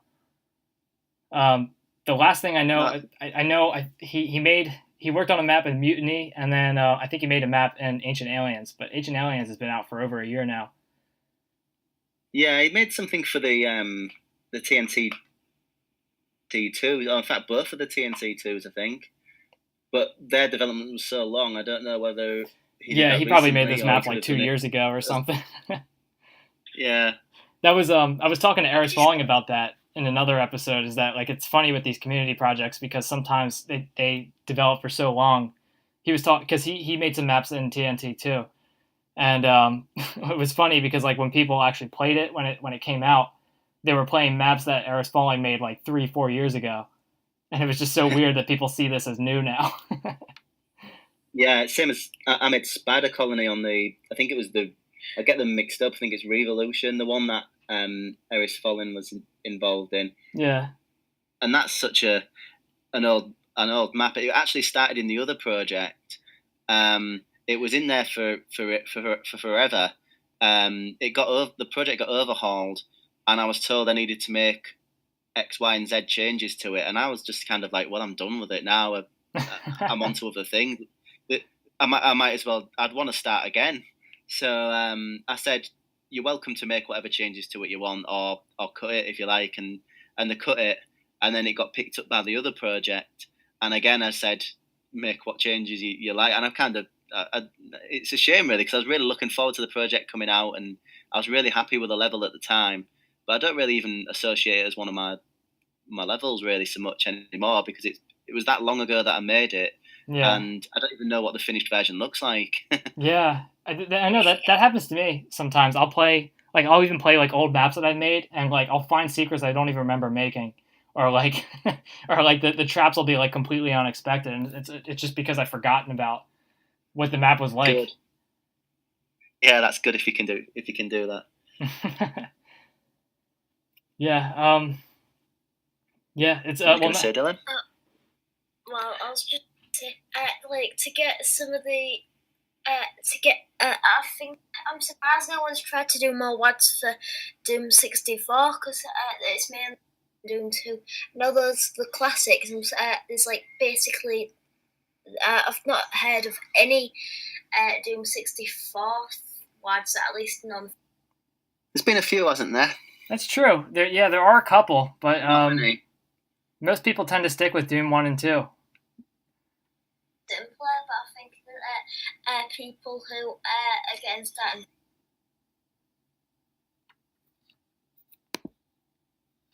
People have tried to do it, I think, haven't they? And there is an editor for it. Yeah. That did Kaiser make it? Yes, Doom 64X. Doom 64 Builder. Yeah. Tried it though, have you? No, I haven't. I don't know. I do like Doom 64 a lot, but one of the reasons that I'm actually working on a project now, which is supposed to be the spiritual successor of UAC Ultra and UAC Ultra 2, but it uses a completely different texture pack that I've created, and it involves a lot of very specific usage textures, like I have textures that kind of like gradient into other colors. And that way I can kind of like fake colored lighting in regular Doom. So I can kind of make, it's weird because like Doom 64 lets you do the colored lighting anyway, but I can kind of fake colored lighting in my own way and make maps. I can make the maps look like the way I want them. I also have like textures that have like baked in shadows and stuff in them, so I can get the lighting just the way I like it. But by the time it's done, it is going to look a lot like Doom 64. But I don't know. I just there you go, Dylan. Want to check out? Okay. Yeah, I never did really want to. I never really got involved with working on Doom 64 maps though. I don't know. I don't have anything against Doom 64. In fact, I like it a lot. But I kind of like Doom 64 for what it is. And I was talking about this with someone the other day about how like Doom is very abstract in its own way. It's got like you can almost create any kind of location in a Doom map and it'll make sense for some reason. But you couldn't, like, for example, like in TNT Evolution there's a secret Egypt map. What's it called? Pharaoh, I think it is. But you can make what in TNT? Yeah. So you can make a Doom map that takes place in Egypt, but you couldn't make a Doom 64 map that takes place in Egypt because it just wouldn't. The theme is too focused. It's too strict, you know. It's so like Quake, isn't it? That it's its own universe. Right. Yeah. I don't think they'll ever make one like it anymore. That's just because the people it isn't actually in software. It was we'll ever see a sequel to Doom 64, not a sequel. It's people midway making a. Right. I highly doubt it. Right. Like Doom 64 is a cool thing, but when it comes to Doom 64, I think of the Doom 64 maps, and there's already like what is there like 35 of them or something. And so like if I'm going to make a Doom 64 level, I don't know how to make it not just look like Doom 64, you know? Like I'd rather just play Doom 64 again. That's like Yeah, that's almost like being back to the start of Doom mapping. Then I imagine that's how people felt right. at the beginning making Doom level. There was only the source material, because I think after Scythe, so many people are inspired by that type of. I think the modern style is derived really from Scythe, and then before that Plutonian. Yeah. But before we got to that point, wasn't really the early mappers didn't have like a great deal of source material to work from, and you'll get a lot of levels where you open a door and all of the monsters are in front of you, and then I think I remember a lot of the levels on Requiem were like that.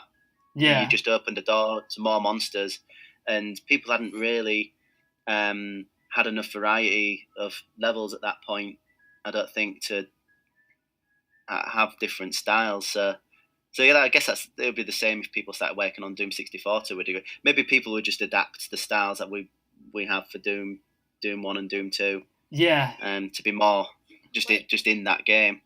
Well, what I'm trying to say is that Doom has like all the textures and stuff in Doom are basically they're just materials. They're just kind of they're not really they're not very indicative of a very specific place. And by doing that, you can kind of use the materials to create any kind of environment you want, and it would still look natural in the Doom environment. So like you can create like these ice levels like in White Mare, or you can make castles, or you can make space stations, or you can make whatever you want, and all of it makes sense within the Doom universe. But when you have something like I don't know, like Heretic or Hexen, that has like a very specific theme, you couldn't really do that. You couldn't really make those types of levels in an environment like that just because it doesn't really make sense. You know what I mean? Like Doom, that's true. Doom has like kind of. I think it helps that the designers of Doom just really wanted to have environments that they thought was cool. So they was into the fantasy Dungeons and Dragons and things. So that's why like you've got the castles and the hell. Yeah. Right. Yeah. And they were into the sci-fi at the same time and horror. Yeah, and I think that's part of what made the level design process for Doom. Like I think that's the whole like community driven aspect of Doom and how many maps are made for it. I think that's part of it. It's that there's so much innovation that can be done with the materials that come with the game. Yeah. Even the stock assets. There's a lot of scope for what you can do, and it still will feel like Doom. It won't feel like you're trying to put another game right into Doom. It still feel like Doom if you're doing if you're doing a castle, or you're doing like a naturally themed level, or you're doing a space station, or you're doing the depths of hell. Like Doom levels, because there is that breadth to the assets that you've got. Yeah, exactly. Yeah, so I think that's kind of what makes Doom so much more attractive for some people, as far as like being like an environment to design levels in, compared to something like Doom 64 or even the new Doom. Ever make levels for any other FPS? Not really. No. No, I don't think I have. I think I've only made maps for Doom. Yeah. Actual like 3D editing, like in something like Quake. Quake 2 as well, and Duke 3D. Yeah. And I think that's about it. Like just those games, and I don't know if it was partly because the format of the levels weren't as forward as Doom. Yeah. Or whether it was the assets or what it was, but wouldn't think about you trying to do those again. But I'll always one day go back to making levels for Doom. Yeah, Doom again. yeah, me too. Yeah, by the way, I've just asked why Doom is like one of the most perfect games to actually make levels for. Oh yeah. The reason is because although it's fun, it's very simple. Yes. But that's get more innovative. Then people can make more and more of it, and it's easier. But with games like, although they're still like not as complex. Not as probably better, but they're not as complex. That just makes it harder to make better levels. Yeah, I think exactly the gameplay on for Doom it's very forgiving. So remember somebody made a comment on Dylan's levels going back to where we started. Yeah.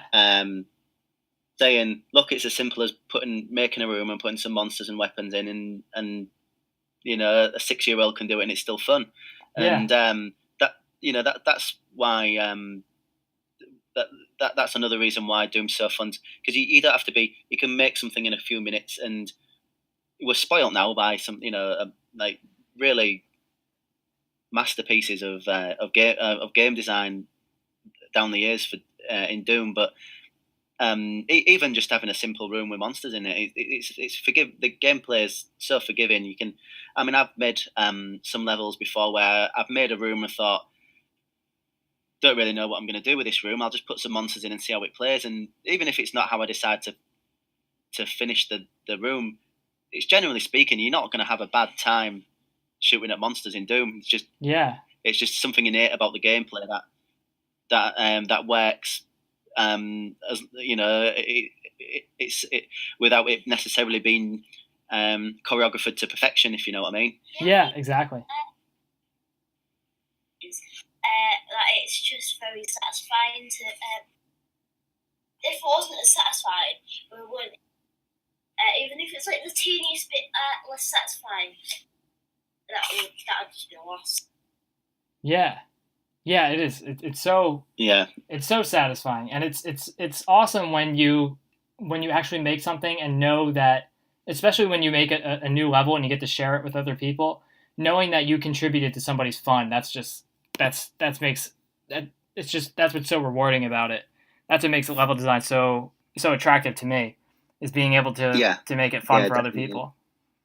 Yeah, that's why it's like I started making levels before Twitch was a thing, and before do you remember Ears Goes Down, I think she was called? Yes. One of the first people that used to do YouTube videos of people's levels.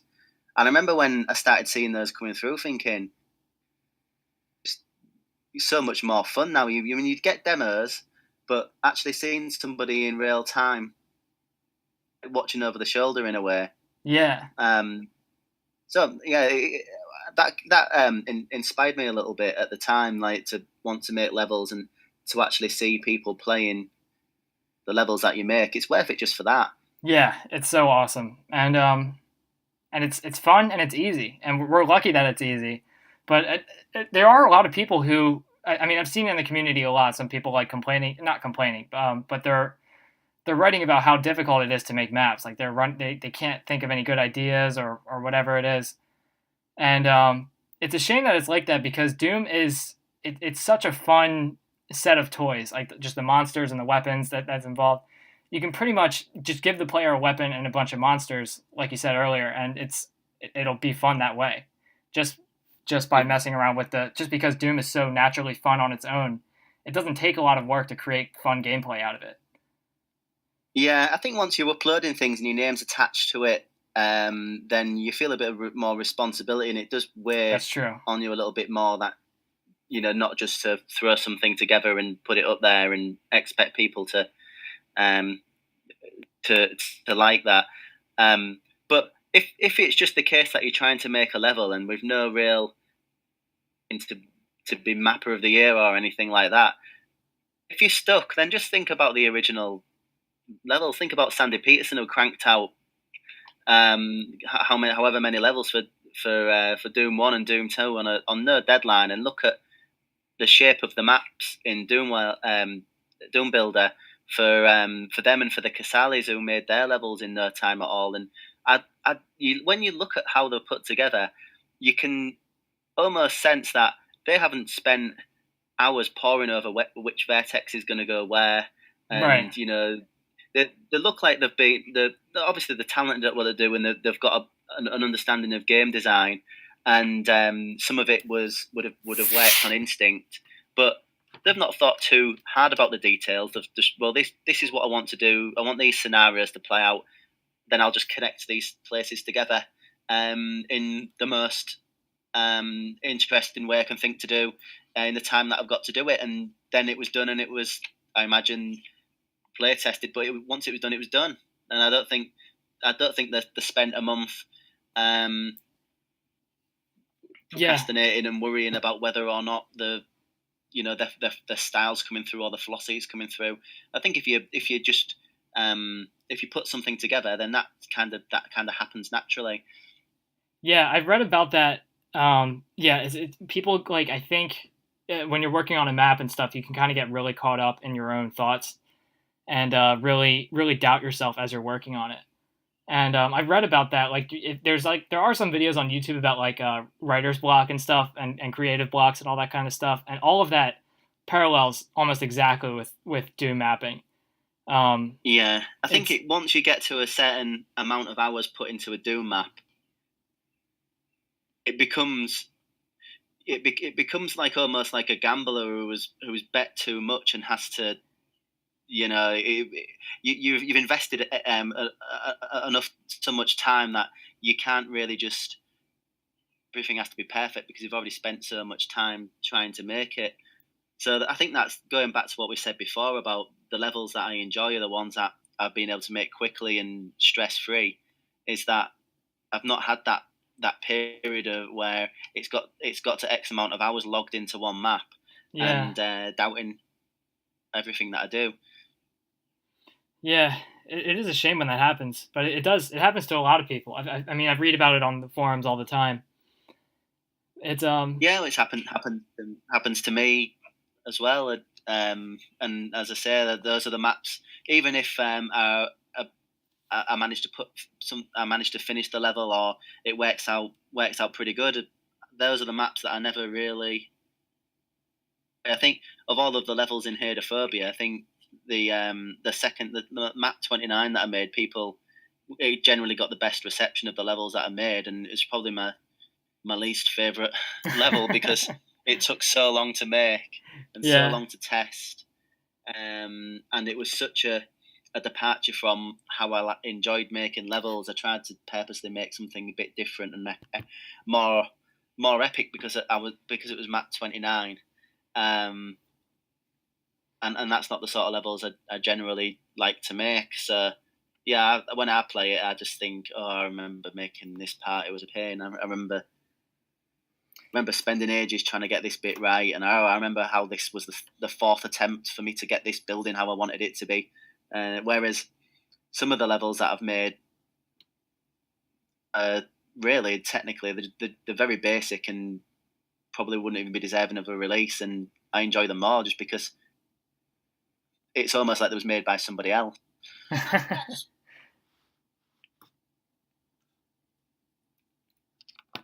Soon. Future. I think Dylan might need to come closer to the microphone. I can't hear him. He's being bleak again. I think it might lead to its own downfall, because if people start getting annoyed that you have to make it like perfect to get people to like it anymore, I think people start quitting, and once people start quitting, there'll be less levels. Then that will just keep on the cycle.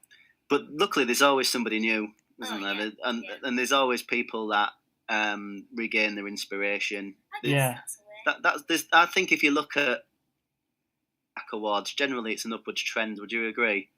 Yeah.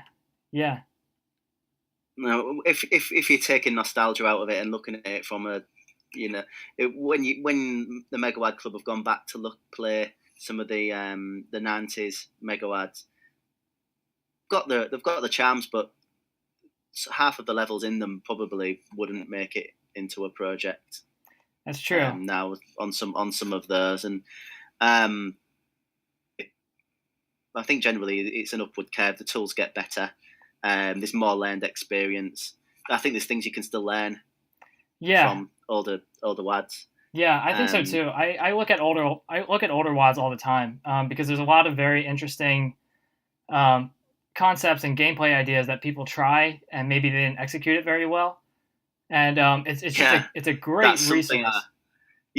That's one of my favorite ways of getting inspiration. Yeah, I love a level where I think I see what he was trying to do here, but it didn't really work out.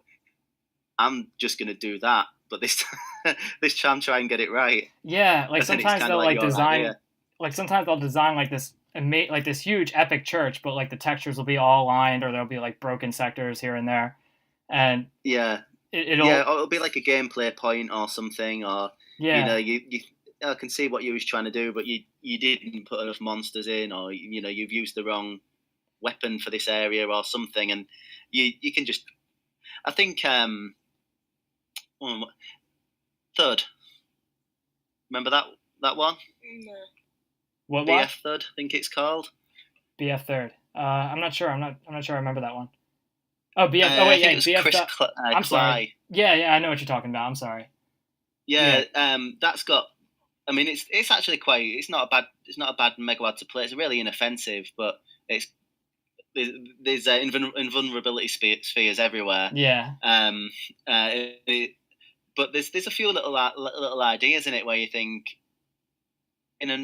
this in another level would be, it'd be good. It's worth repeating, or it's worth trying in a different way. Yes. So I think it's definitely worth if you're stuck for something to do.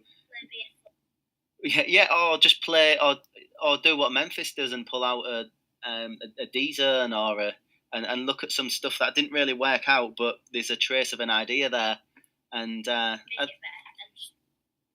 yeah, it's an awesome resource for just like those old WODs are just awesome resources for great ideas that maybe haven't been executed as well as they could be, and using them in a modern map would just be amazing. Plus, you get if you was to go play something like one of Skill Saw's sets or Back to Saturn X or something for inspiration, you're probably just going to come out of it thinking, oh well, I can't recreate anything as. Whereas if you play D-Zone or not very successful thing, if you get ideas from it, then you're probably going to look at it from the point of view that you could do something better with that than that was originally done. So it's just a fresh way, and I think it's good to look at go back for inspiration as well. Sometimes there's you look through history of projects that have been released or even the original games, and there's like forks in the road where we've gone down one direction. So like, as I say, I think now most stuff is inspired by Scythe and or Skill Saw more now, who was inspired by Eric Alm, who was inspired by the Casales. But what if people were more inspired by Sandy Peterson's Traps, for example, or aspects of TNT, and they just sort of that evolved into something that was polished and modern and works well now. But we just didn't go down that route. We went down another route, or even Eternal, and refined like the puzzle genre, so that we had a more polished, user-friendly version of that. Yeah.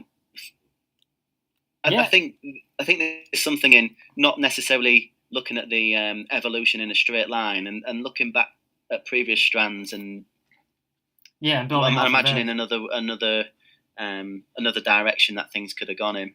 Yeah, that's very fascinating. That's an interesting way of looking at it. Yeah, the original Doom levels, they're still great fun to play.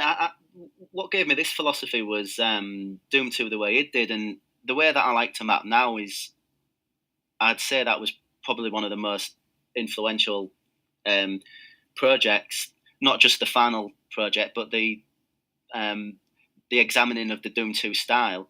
And it was really strange that when it was released, even though we've been mapping for the Doom 2 IWAD for, constantly, it was almost as if it was a new type of, like a new style of mapping. Yeah. It seems strange, really, when you think that that's the resources that we've been using all of this time, same monsters and tags a lot of the time, especially, people who map for vanilla. But it just, the levels, and there was true to the original Doom 2 game, but even though that was such a throwback for so many years in the past, it felt like something fresh. And so I think, and people were receptive to it as well, even though they kept in some of the Sandy Peterson sort of trollish elements where you've gone the wrong direction, so you're going to die. Yeah. Yeah, it's cool to think about how like, because we've done it with Doom the way it did. We've looked at the maps and scrutinizing detail, but like it's fascinating to look at maybe projects that are probably dead today, but were probably awesome at the time. Like, let's say, for example, Eternal Doom.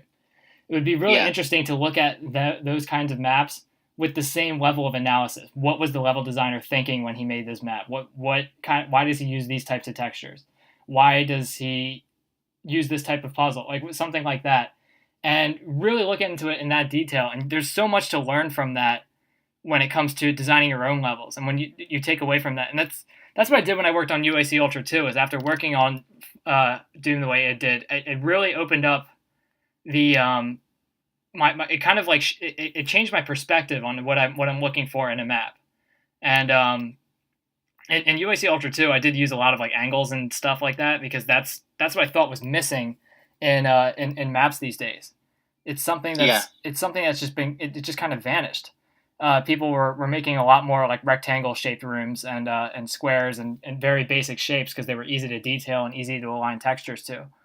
But I wanted to. And sometimes what looks good in the auto map, doesn't always look good in the game, and the temptation is to make things neat. In your auto map, so that if somebody opens it up, they see what you've done and think, oh yeah, he's very organised. He's put everything, in its lot. He's used the space correctly, and But when you look at the levels that are a lot of levels that are fun, you wouldn't look at the auto map, auto map, or if you opened it up in Doom Builder, you wouldn't necessarily get that idea from the design. It's so yeah. I think that might lead to people.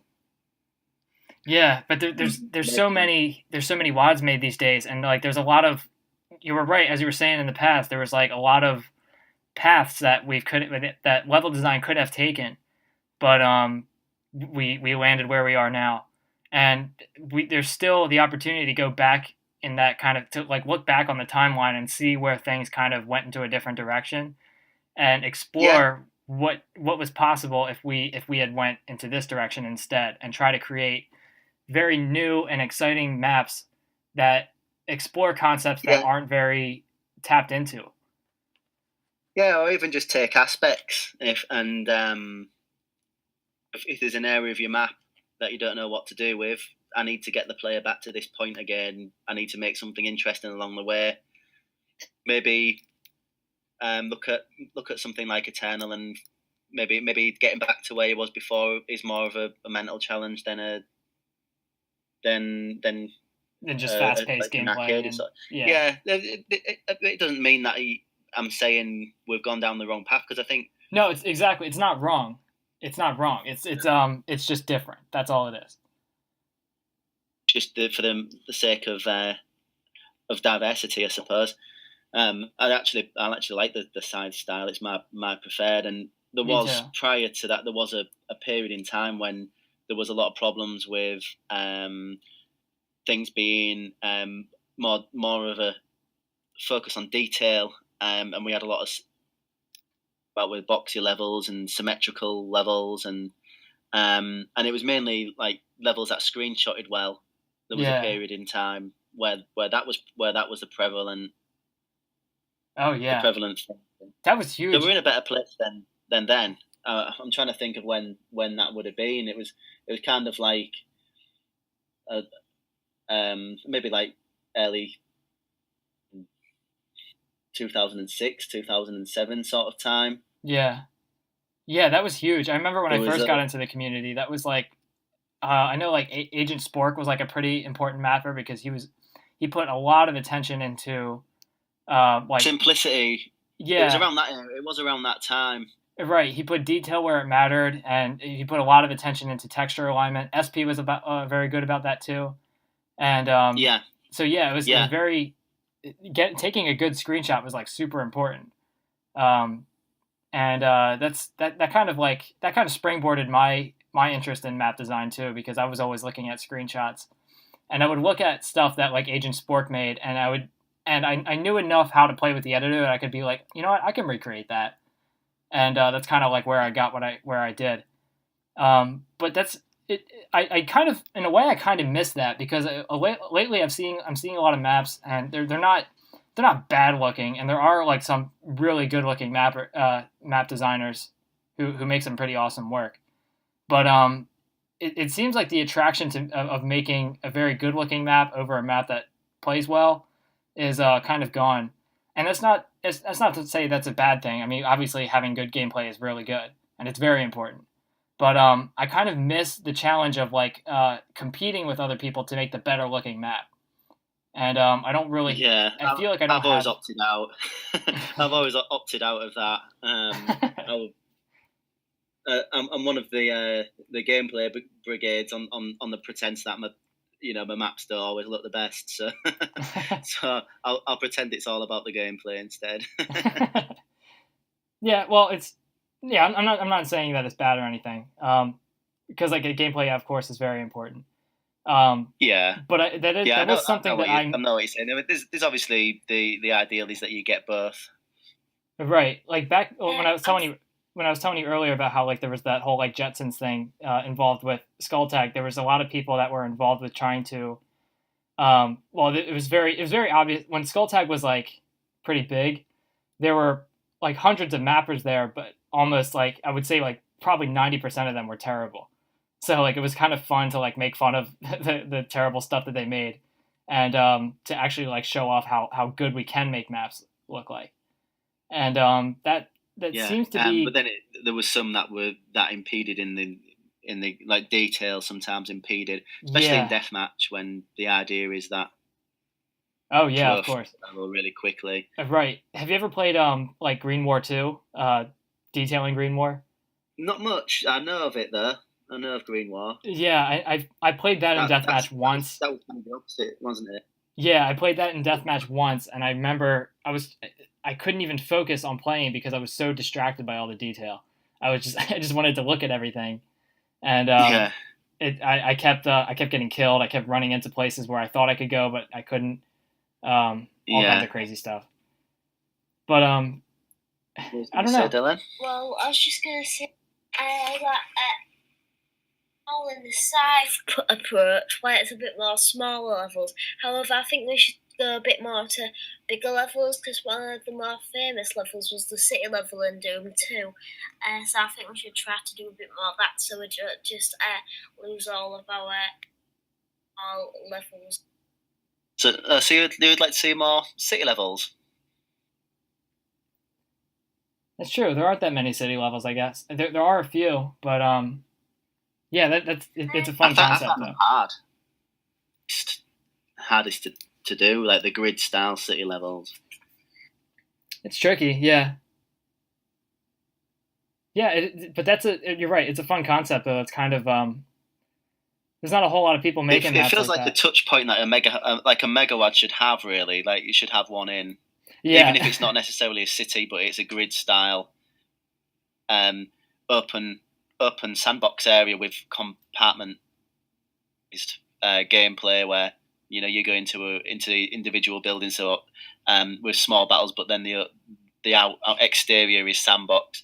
Sounds like it's a something that you need in a project, really, as a different approach to the other maps, but I find them too hard to make. Yeah, well, yeah, they are kind of tricky to make, but yeah, Dylan's exactly right though. There, I mean, I guess there are areas that haven't been explored very well, and there are some city levels, and there are some very good ones too. but they're not very Yeah. popular. It seems like people tend to gear more towards like tech bases and traditional hell levels. And as of lately, there's a lot more really abstract kind of design type maps where they kind of look like they're in outer space or something, or some alternate dimension. I'm not really sure. It varies depending on who the level designer is. But I don't personally think it works for Doom because demons, but I don't know why they would be on a space. It could look for a good level, but I personally prefer them as based in hell, which we don't even see much. Base. I was actually gonna say, made a level for Visions of Hell. I bet you don't remember. that I don't. I'm sorry. What? A long time ago, I think it was Hellbent came up with a community project that was going to be set entirely in hell. Oh. And he wanted a name for it, and and Visions of Hell was just a concept for me at that point, so I lent him the name. I was going to make a levels for it, and the idea was going to be the hook for the community project was going to be everybody's level is their vision of hell. Ooh. And but then it just was, let's all just make hell maps, and you made map 1. I made the first map in it. Yeah. Well, the only map I think. I don't think it went. I think it became Slaughterfest in the end. Oh, really? I don't even remember this. You'll have to trust me and Google and search for the map thread. Yeah, I'll have to check it out. This was a project that Hellbent started called Visions of Hell. I think it was Hellbent. It's let me have a look. I'm trying to. I can't remember. I mean, whatever. I mean, I have a shitty memory anyway. It's okay. But I remember you made the level, and it was a case that it was considered not hard enough, and General Rainbow Bacon. Yeah. Was he the same guy as Hellbent, or is he another guy? He's a different guy. It might have been him. He might have started the project. I do remember working with him. I worked with him on he starts new projects all the time though. he's always trying something new, and he doesn't finish a lot of what he starts. But yeah. Well, I think it was one of those, and I'd have to look into that. That's interesting. I wonder. Yeah. I wonder if I even have the map somewhere, because I do document the maps that I've made. And maybe I just donated a map that I already made or something like that. I don't know. I can't remember. There's another one where there was quite a few. There was quite a bit of interest in it, but it very quickly died down. And yours might have been the only level. And I think it was kind of like a map 1, ease somebody into the project, into the game, and he kind of wanted every level to be really, really hard. So it didn't really go anywhere, and I don't know if that. I think it might have moved on to become Slaughterfest in the end. My memory might be playing tricks on me, but I seem to remember something like that. Oh, well, that's pretty cool. Huh. Yeah, but Dylan was right though, saying that like I always thought that was kind of weird too. That like this new I don't know if it's new, but like this kind of like abstract kind of like if you look at like something like Sunlust, or like that's a very attractive style that people seem to be emulating a lot lately. Is this kind of like very dark. Sorry, say that again. There's, if you look at a megawad like Sunlust, the thing that Ribix and Dana Babinga made. Oh, I didn't think I was gonna like that, and I really loved it. Oh yeah, it's so much fun. But it's got like a style that is like kind of like this abstract spacey kind of style where it's like you're kind of like I don't know what the theme is. I guess they don't really have a theme. It's very gameplay centric, but it's well, it's not bad. It definitely worked for Sunlust. It just felt like its own place. Yeah. Well, when I talk about this, I'm not saying that it's bad, but it seems like a very new and attractive style for a lot of people, and that's a lot of people are designing maps kind of like that. And Dylan was saying earlier that there's not as many like city levels, and there's not as many maps that are like based on I guess like realistic earthy kind of locations. And that's true. That might be true of today. Yeah. So yeah, it's kind of he's right in saying it doesn't really make sense. And it's funny to think whether Doom needs to make sense or not, but it's cool it's cool that there's. I mean, it would be cool if there were more maps that were like based on more realistic locations too.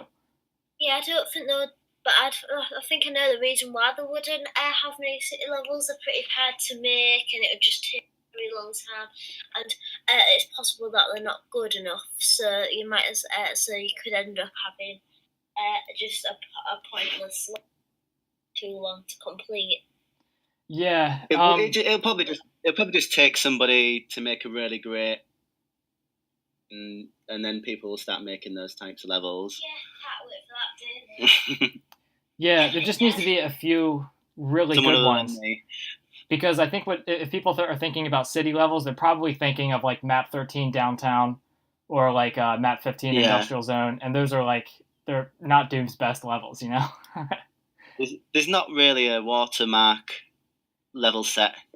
Yeah, for like really good city levels. One day somebody will make City Doom the megawad, and it will have amazing city-based levels, and maybe that'll be another thing in the future. Yeah, it's a cool idea. It would be interesting to take the concept of something like downtown and try to make it in a very like kind of I guess like more gameplay centric, and kind of make kind of like string. I don't know. I guess like try to make gameplay work in that without making it this like huge open-ended world where you just kind of you're lost. You're spending most of the time just being lost. It would be cool if you could kind of like streamline it, and that way you can have this like urban setting while still making it like fun and fast-paced and kind of linear in that way to appeal to people more. Yeah, well, that's for most people the interest of a project really is a challenge really, and that's kind of it's a clash of two things, isn't it? It's a sandbox versus a versus focused gameplay. So yeah, interesting to see someone try and do it, but I don't think I would do it myself. It's yeah, I have my own ideas, and when it comes to having enough time to do things, I want to focus on my favorite ideas first. Yeah, that's right. We gave a lot of people a lot of food for thought, though. I mean, there's a lot of interesting topics we covered today about like community projects and stuff, and working on megawads and gameplay themes and all kinds of stuff like that. If you had all the time in the world, what kind of projects do you think you'd be working on? Well, I'd finish Visions of Hell, and that's the next thing that I need to do. There's the nightmare thing that I said about that. That is genuinely something that I've thought about before that I would like to give a go. That's cool. I've PM'd I think it was Eris about potentially doing a British Doom project. Oh yeah, that's right. There's been a Japanese and there hasn't been an American one, I don't think. There's been a Japanese one, hasn't there, in the Czech. I thought it'd be cool to do something UK based. That would be something that I'd maybe do. Even that would take all of my time, and I've what you mentioned before about looking at older map sets. I'd like to make like shorter, not episodes based on the resources of older. A Moray episode where I'll look at some of the levels and make something in the vein of Memento Mori, and then move on to do a hell, maybe try and do a hell revealed one. Although I'll probably be terrible at that because it's too hard for me. I think and so on, and just go through some of the 90s projects and make episodes on the theme of those. I think would be quite. That's an idea I'd kind of like to have done. Out of it because I've just thought of a cool idea where like episode is a generation of Doomwads like that is 1,000. Yeah, that'd be cool. Like an evolution of Doom within a megawad. Yes. Yeah, that's an interesting idea. Yeah, but if only we had all the time in the world. But I think I would like to have like these have like deeper analysis into like Doom level of design and stuff like that. I feel like the Doom forums could use more of that. Because as we were talking about earlier, that it seems like forums have gotten kind of stale these days. And well, I think I'm sure it's more just that I'm not as involved in it as I used to be, and maybe as I'd like to be. But it feels that way a little bit for me. Something I'd like to see. What I think would be good for the community would be bringing back team projects as well. Yeah. Not just community ones, but I like it when a team sort of get together, maybe like 4 or 5 guys or a few more, and make something. I think that'd be really cool. Just it's a lot easier now with there's so many different ways to be in touch with each other. It wouldn't be like endlessly sending your work off and waiting to see if it gets done. So I think that would be a good thing if people got more into teams of mappers again. Yeah, I think you're right too. I didn't go that way. I think if I was to predict back in the 90s, I would think that this because yeah, because that's the way it used to be with TMTNT, didn't it? And there was the Innocent Crew and other groups, and it would be just cool, like just have them like friendly competition between them as well. It'd be really, really good. But instead, the team just becomes so big that there was the back to Saturn X team, wasn't there? Yeah. And I thought that was I wasn't involved in that, but I thought that was really cool. Yeah. And there's a team of people that were working on No End of Sight. It kind of overlaps really with, but yeah, it would just be cool if people got themselves into little groups of mappers. And I think so too. That kind of friendly competition. Yeah. It'd be cool just if one thing I thought would be an idea would be to have say everybody get into a team, come back to this thread in 3 months, 6 months time, and see and post what you've done as a surprise. So you would use the thread to recruit people to your team, and you'd have a team of say 6 people. Yeah. They'd all disappear. You wouldn't know anything about the project unless you was on the team, and then.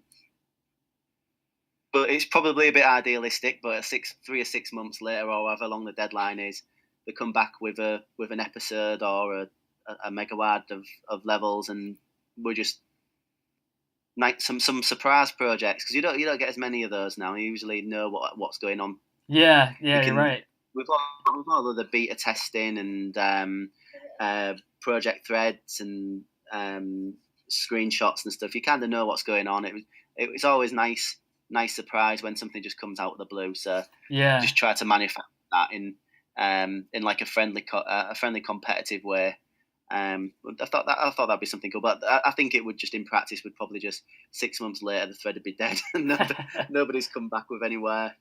Yeah, well, it seems like we need kind of like a better means of communication, because like we do have the forums, but that's there for everybody to see, and like there's not a lot of people, as far as I know, there's not a lot of people from Doom World talking to each other in some other way, like using some sort of a messenger app or program or something, or an instant messenger program or anything like that, or their own forums or anything. There's really not a whole lot of that, and it's hard enough to get anybody to migrate to a new forum.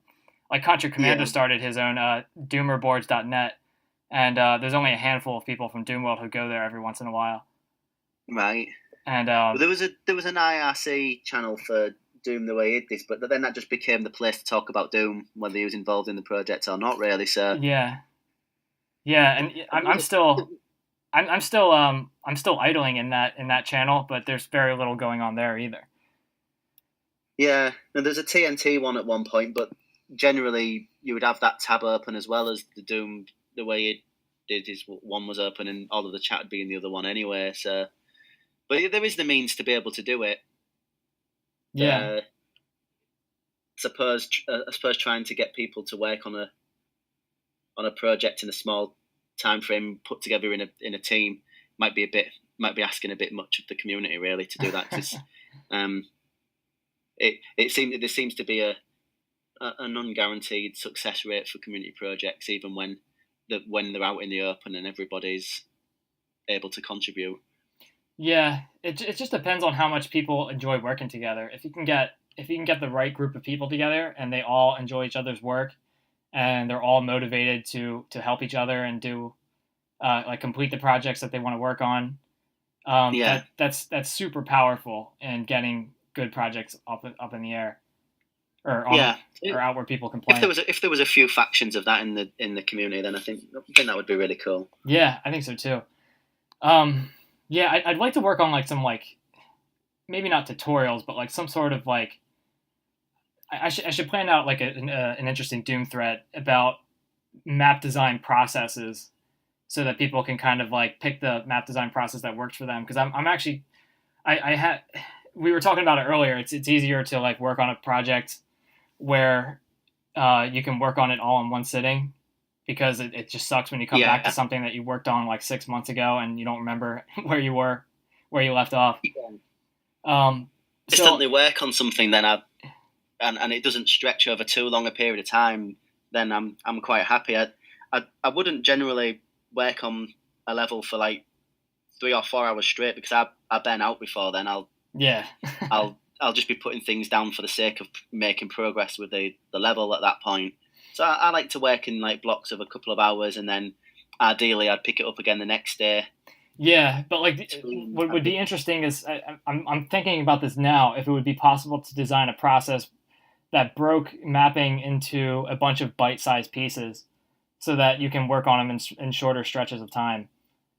And that way you can get maps done that way. I certainly felt like I became faster at mapping when I just put the layout out first and worked on broad strokes to begin with, and just get the basic blocks of what you want right done. So well, like have you seen Doom 2016 Snap Map? It's like it's kind of like a process of like you get like these prefabricated rooms and you just stitch them together, and it would be I wonder if like maybe I could change my mapping process to a way of just designing these separate rooms and working on them one at a time, and then stitching them together to make a complete map. Could work. Yeah, I like to have an idea of the level, how it's going to flow at putting sectors down ideally. Otherwise, I end up with squares. So I like to think this is the directions that the player is going to be. Even if I sketch something out first, I tend to work best then, and then I'll draw out the full map, the main rooms that the player's going to have to go through. Yeah. Even if they're not, it's just basic shapes at this point, and then I will go around changing the heights and putting the steps in, putting the doors in, and then I'll start texturing. And if I'm working on a level in the most efficient sense, then that's the best way for it. It doesn't always play out that way, because sometimes you don't have that much of the map in your mind at any one time. Yeah. But for efficiency, then that's the most efficient way. And you're thinking about it between when you're not at the editor, you're at work or something. In the back of your mind, you're thinking about, I'm going to do this with it next. I'm going to do that with it next. Yeah. Sitting. I'm forcing the next part without really having that break away from it, and putting some space between it and myself, which for myself I kind of need. Otherwise, I'll just run into start making good rooms just to feel as though I'm making some sort of progress. Do you think you could use some help with Visions of Hell? Would you like maybe more play testers, or maybe like some guest mappers to work on it with you? Possibly. As I say, Jules has already done play testing for me, and the first 2 episodes have been out in beta, and I've got a spreadsheet on my laptop with the changes that I intend to make. So the problem at the moment isn't really feedback; it's me actually working on that feedback and doing something with it. And at the same time, going back to maps that I did a long time ago and thinking, I'm tempted just to start this one again. Which, if you're doing a large project yourself, some of the older maps, you do tend to think that, like, would it be better just to replace them? But then you'll never finish it with that. I've said when I had a good series of PMs with Dew, where he gave me a lot of good insight, and more on the second set of levels I sent him.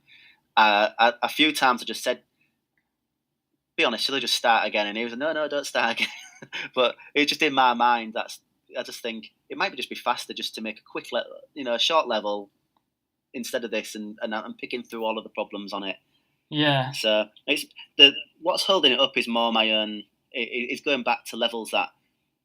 If I was to start on episode 4, which I haven't started yet, I think I would probably be a bit more productive because I quite like the starting process of making a level. But it's the fact that I've got to go back to levels that are partly done that I'm maybe not completely satisfied with anyway. So even when I am finished with them, satisfied with them still. Yeah, I find that. I find that too. Kind of I find it a lot more fun to start a new map than it is to work on one that you started a long time ago. Just because you just had a different mode of thinking, and you just kind of want to like start fresh. Yeah, that first encounter of the first encounter you make in a Doom level is always the best one because the player's in a default position. Yeah. They're in the gun. Yeah. You know what they're gonna have. You can pitch how it's gonna work out, and then after that, there's a lot of variables start coming into play.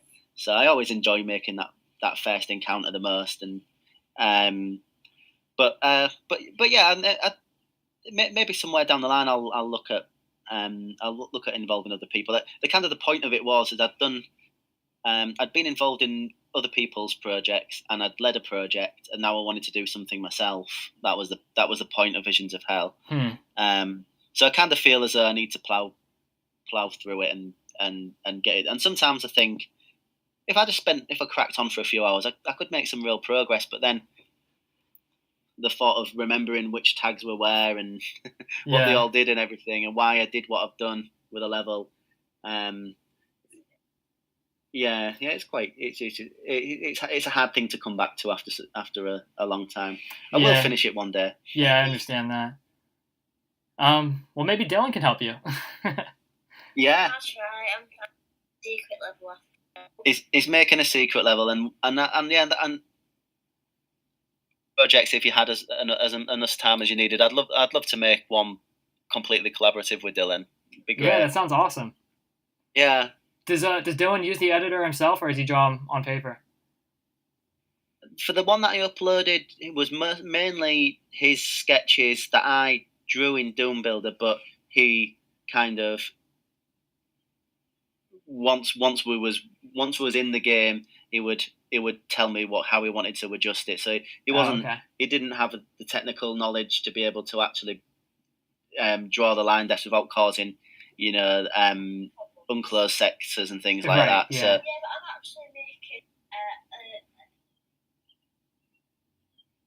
I'm actually making a lines and level itself. First time now I've started this secret levels. That's all me. Yeah, so now he is actually using the Doom Builder himself. But it's quite. I always thought I learned it myself, and I could quite easily teach somebody else to. But a lot of the parts of the Doom Builder that seem intuitive to remember to teach everyone. Like I'll tell him parts, and I'll forget things because I just kind of do it. Yeah. It's quite. There was somebody. Was it Scorpion? There was somebody a few years ago who actually taught Doom at his school I think it was in China. Oh yeah, that's right. That's right. He had some kind of like tech class where he actually taught mapping as part of the curriculum. That's pretty amazing. It was an extracurricular thing or something like that. Yeah, but I remember he posted pictures of his students all making levels, and yeah, they need to do that at Dylan's new school. Yeah. Yeah, level design is something that everybody should learn. It's such a fun and exciting avenue. It's a huge, awesome, just an awesome creative experience too. And you'll never ever get bored. Yeah.